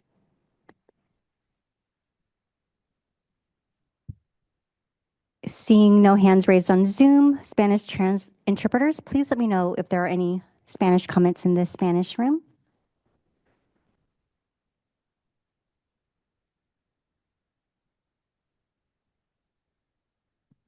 Thank you, Aldo. Chair Rakestraw, that concludes the public comment period for this agenda item. Thank you very much, Sheena. Before we go to the board's vote and consideration of the matter, I'll turn it to Member Gomez. Is there anything that you'd like to speak to? Most of my questions or comments were shared already. The only one is I think we keep hearing it in different ways, but this is in relation to the orphan sites. Maybe down the line we can have a dedicated conversation with DTSC just to like explore that a little bit more, and see if there could be a little bit more of a how to move forward. Do you think on orphan sites or on a sector of orphan sites? I think overall, right? And then perhaps out of that, there could be, if the strategy is to look at it, to do a sector, I just feel like there needs to be something more targeted. Thank you very much, Member Gomez. And I think Vice Chair Strauss-Hacker is writing that down as as an after action item that we'll report out at the end of the meeting. So having heard the board discussion and heard public comment, we're now ready for a motion on whether to accept this CVCI report. Is there a motion from a board member? Chair Rakestraw, I move that we accept the CVCI report and forward it to the legislature per 158. Thank you very much, Vice Chair. Is there a second? I'll second. Thank you very much, Member Brostrom. So we have a motion from Vice Chair Strauss-Hacker to accept the 2024 to 2025 CVCI report and transmit it to the legislature. And we have a second from Board Member Brostrom. Any further discussion or amendments? Nothing from me. Okay, great. Sheena, will you please call for a vote? Thank you, Chair Rakestraw. Board members in support of the motion, please vote by saying aye. Aye. Aye. Any opposed? Any abstentions? This motion passes with all board members present. Chair Rakestraw. Thank you very much. All right. So thank you again, Marcus, Lauren, and Greg, and the DTSC team for preparing this report. And thank you especially to Marcus for the presentation and DTSC for answering all of the follow-up questions from the board. All right, we'll now turn to item number 7, which is an update from the Environmental Justice Advisory Council. So I see at least one of the co-chairs here in the audience. So I will turn it over to you, co-chair Alatorre, to kick us off and provide us with an update. Hello. My name is Miguel Alatorre. I'm the co-chair of the Environmental Justice Advisory Council, and hopefully co-chair Lincoln will also be joining. But I would like to give an update with regards to the work plan. And we did have a check-in, myself, co-chair Lincoln, and Chair Rakestraw, and Member Brostrom. And we alluded to the fact that we did work on condensing some of the things that we were looking at with regards to the work plan. And so we had a bunch of points that we all wanted to look at, as we're all very motivated to protect our communities. And the three common denominators that we found as an EJAG that we have the best opportunity to work in currently would be 3 different priorities. And so those 3 different priorities is priority 1, which is engagement, outreach, assessment. And what that could look like is we're going to be developing metrics to review DTSC public participation. We're going to identify strategies for reaching out to the different constituencies that DTSC may be lacking in or that they have a specific focus on. And that could look like youth, agricultural communities, Black communities, and ensure that all materials are accessible in terms of their readability and their visuals. We're going to analyze the outreach methods, and so we're going to evaluate prior initiatives. We're going to develop recap materials and partner with local CBOs and academia to do that. And then at the end of it all, we would present engagement framework and metric outcomes to the department and to the board. So that's what priority 1 looks like, and we still haven't fleshed out exactly every single detail behind how we're going to do all those things. And so this is just the first outlook of what our work plan is going to look like. Priority 2 would be the safer consumer products. And so we will be requesting a safer consumer products program presentation and an audit of all those resources. After, we would develop recommendations to improve public awareness, identify collaboration opportunities, and ultimately develop and present a collaboration strategy. Priority 3 would be collaboration with other EJACs. And so we recognize that there are other environmental justice advisory councils that have came before this department. And so we would like to work closer with streamlining those processes and make sure that we're not duplicating efforts and that we're all working together for what's best for the health of all of California and to get any resident concerns up to the forefront. And so that's what we anticipate doing with priority 3. And in terms of some of the specific things that we're looking to do is, of course, we're looking to identify those EJACs. We, as members, some of us didn't even know that there was a DPR EJAC, so Department of Pesticide Regulation. We didn't know, some of us, that Kevin Hamilton was actually part of 2 EJACs, which is this one and the CARB EJAC as well. And so there's a lot of wisdom and expertise that would come out of those connections. And so we anticipate identifying shared goals and hosting cross EJACs discussions whenever possible. So that's my update on the work plan. And in terms of when we'll get to it, we still have a lot of processes to set with, again, the specific work plan, who's going to do those specific items within that work plan. And so those are all things that we'll be developing in our next meetings. But happy to take any questions or concerns or comments on the work plan. Thank you very much, Co-Chair. Do we have Co-Chair Lincoln also online? Co-Chair Lincoln had a conflict. So Co-Chair send Lincoln her has a conflict. apologies. Uh-oh, I'm all alone up here. So I guess I can take any questions or comments on with regards to the work plan. And in terms of our framework, I am a part of that committee as well, but I didn't have the briefing for the framework. But from my understanding, we've completed most of our preliminary framework. We still have to do maybe another soft review of it, but from my understanding, everything is good to go for the framework portion of the Environmental Justice Advisory Council. Thank you very much, Co-Chair.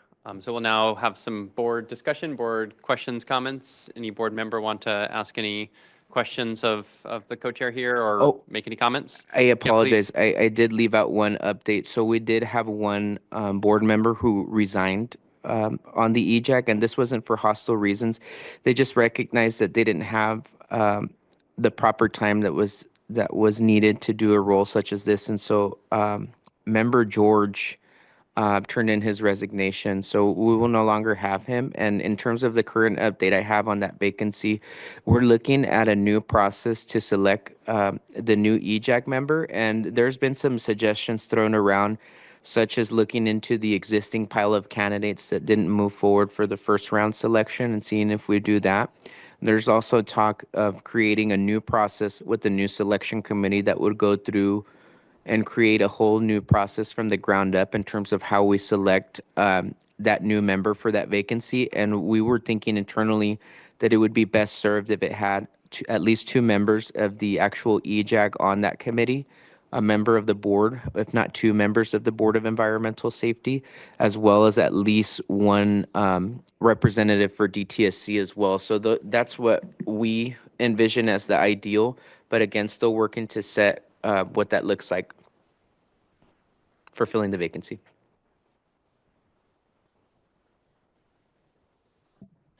Thank you. And if that was going to be my question, because I know when we checked in last time, the news was shared that there was a vacancy. There was still a little bit of questions in terms of how to move forward. So I'm glad that there's some recommendations on that, and hopefully they can be solidified, and so y'all can have a full members. Yeah, we need it. And also that's great in terms of the advancement on the work plan. It's exciting to hear that, and just looking forward and really engaging and supporting EJAC. Thank you. So.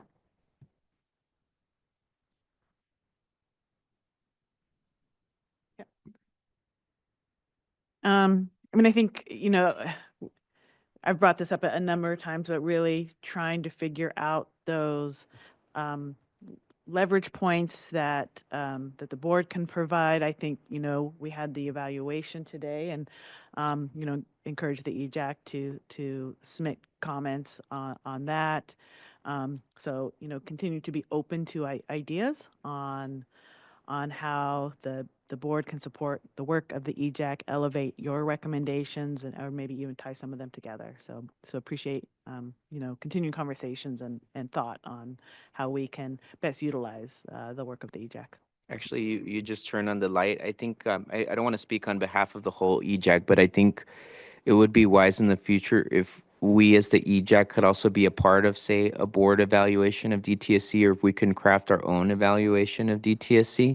I think if we did that hand in hand, it'd be a really good high-level overview of what community members on the ground also think of DTSC. So if there's anything that we can do to collaborate on that, I guess in a more official way or more on the record way, that would be really great to talk about in the future.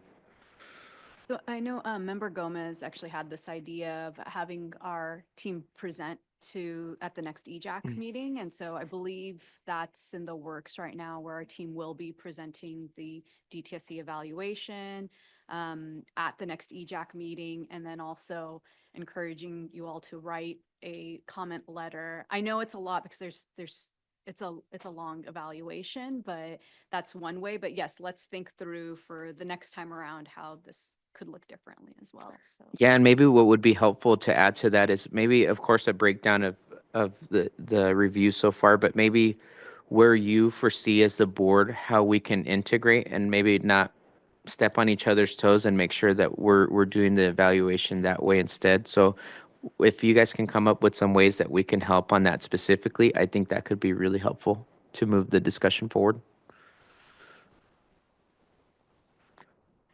I wanted to thank you for being such a regular presence in the Board of Environmental Safety meetings. I know you don't live around the corner, and so you always make a commitment to be with us in all different parts of the state.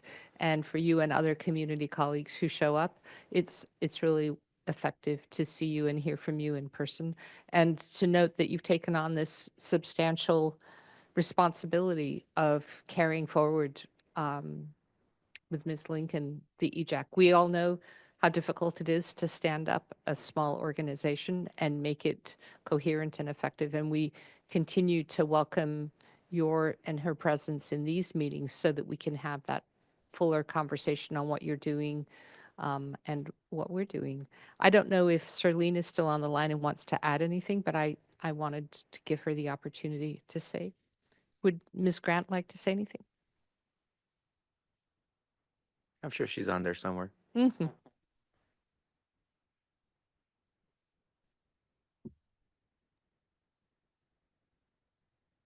I am on, but I was going to say, but I can't undo my camera. But I actually saw that Director Katie Butler had her hand up just now. I saw that too. So do I need to, Katie, do you want to speak first?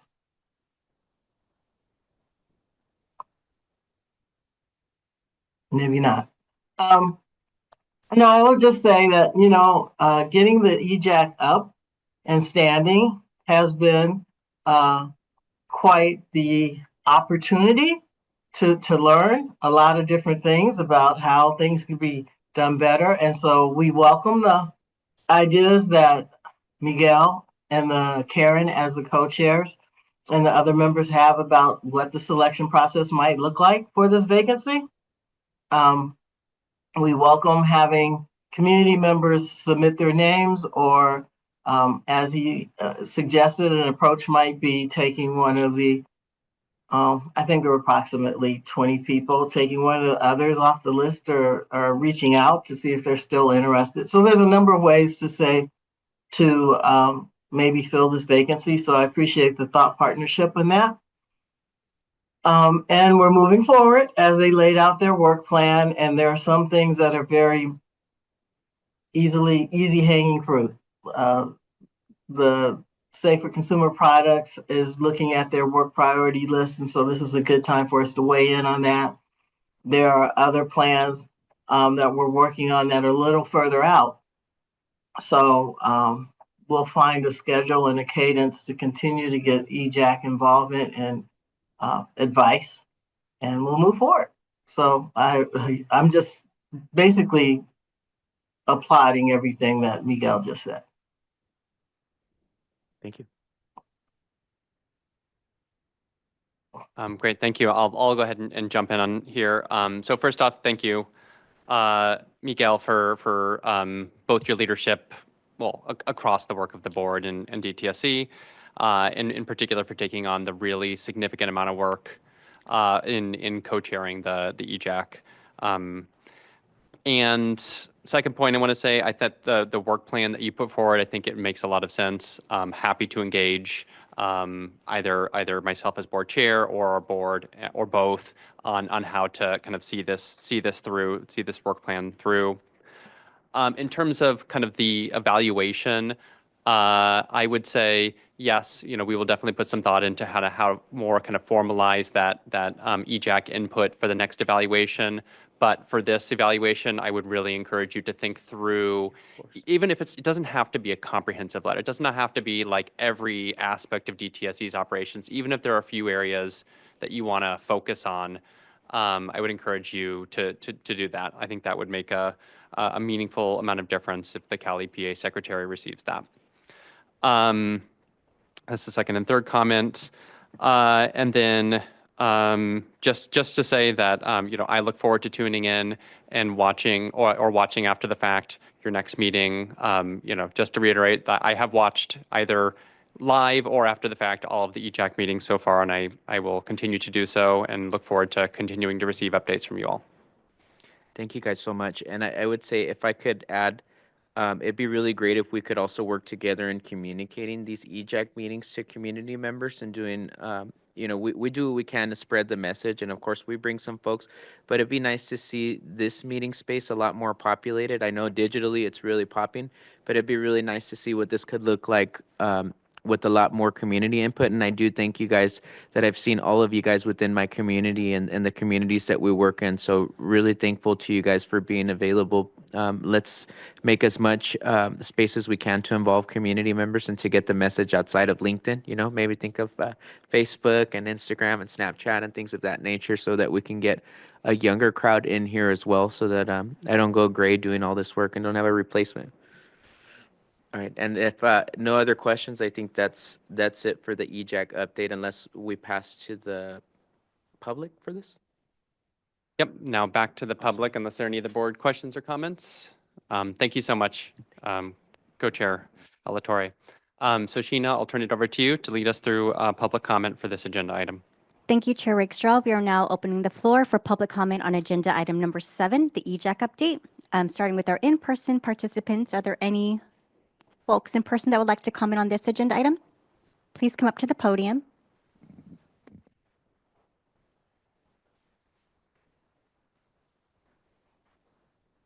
Hello again, my name is Brian Cadena, the Chief Operations Officer of NELO Network. I just wanted to ask for clarification regarding the Environmental Justice Advisory Council membership process. If I heard a vacancy became available. Will the council consider applications, of people who previously applied that weren't selected in the first round? And just kind of wanted an explanation of, the criteria or the priorities the council is currently using when evaluating new members.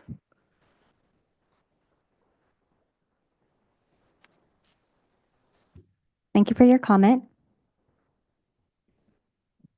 Are there any additional in-person comments? Seeing none in person, those of you joining us on Zoom, if you would like to comment on this agenda item, please raise your virtual hands.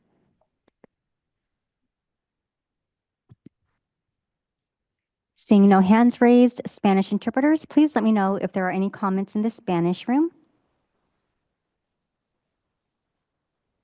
Thank you, Aldo.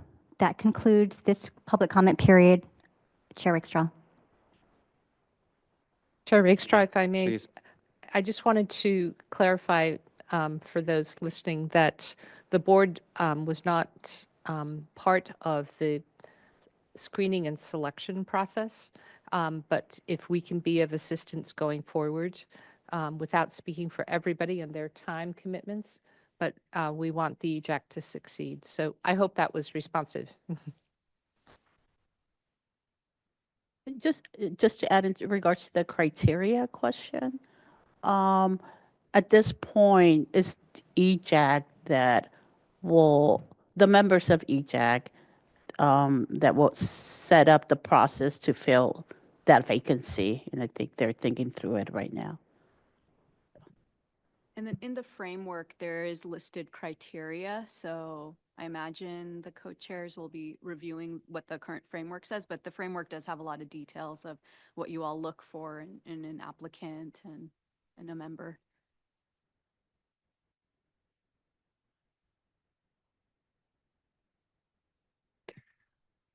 Okay, well, great. Thank you so much again.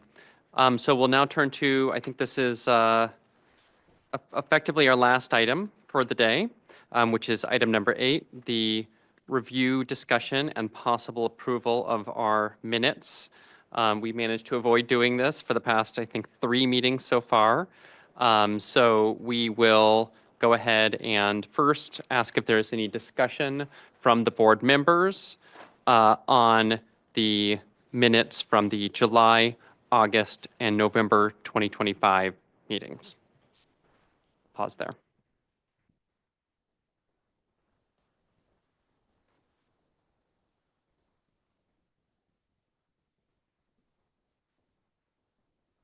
I have no questions, but willing to move the adoption of the minutes for July and August meetings. So we're speaking of July 14th, July 15th, August 27th. and August 27th, Mm-hmm. and November 17th. Ah, I okay, amend. yes. I second. Yes, November 17th as well. All right, thank you very much. So we have a motion on the floor right now from member Gomez to approve the meeting minutes from our July, August, and November 2025 meetings. That's been seconded by Vice Chair Strauss-Hacker. Is there any further discussion or are there any amendments to the motion that's on the table? Okay. So Sheena, over to you to please call the vote. Thank you, Chair Rickstraw. Board members in support of the motion, please vote by saying aye. Aye. Any opposed? Any abstentions? Seeing none, this motion passes with all board members present. Chair Rickstraw. Thank you very much, Sheena. All right, so that concludes day 1 of our February board meeting. I'd like to thank our board and board support staff for their assistance today. So thank you all. But we have another half of our meeting tomorrow morning. Tomorrow's agenda will include an update for our executive officer, Swati Sharma, also including about our board's 2026 priorities. DTSC will then provide us with a program overview for the Safer Consumer Products Program to inform the board's ongoing work with DTSC on performance metrics for that program. And then finally, we will hold a public forum for items not on the agenda right around 11 a.m. So we look forward to seeing you all tomorrow. Sheena, over to you. Thank you. And today's meeting is officially closed at 4:28 p.m. Thank you.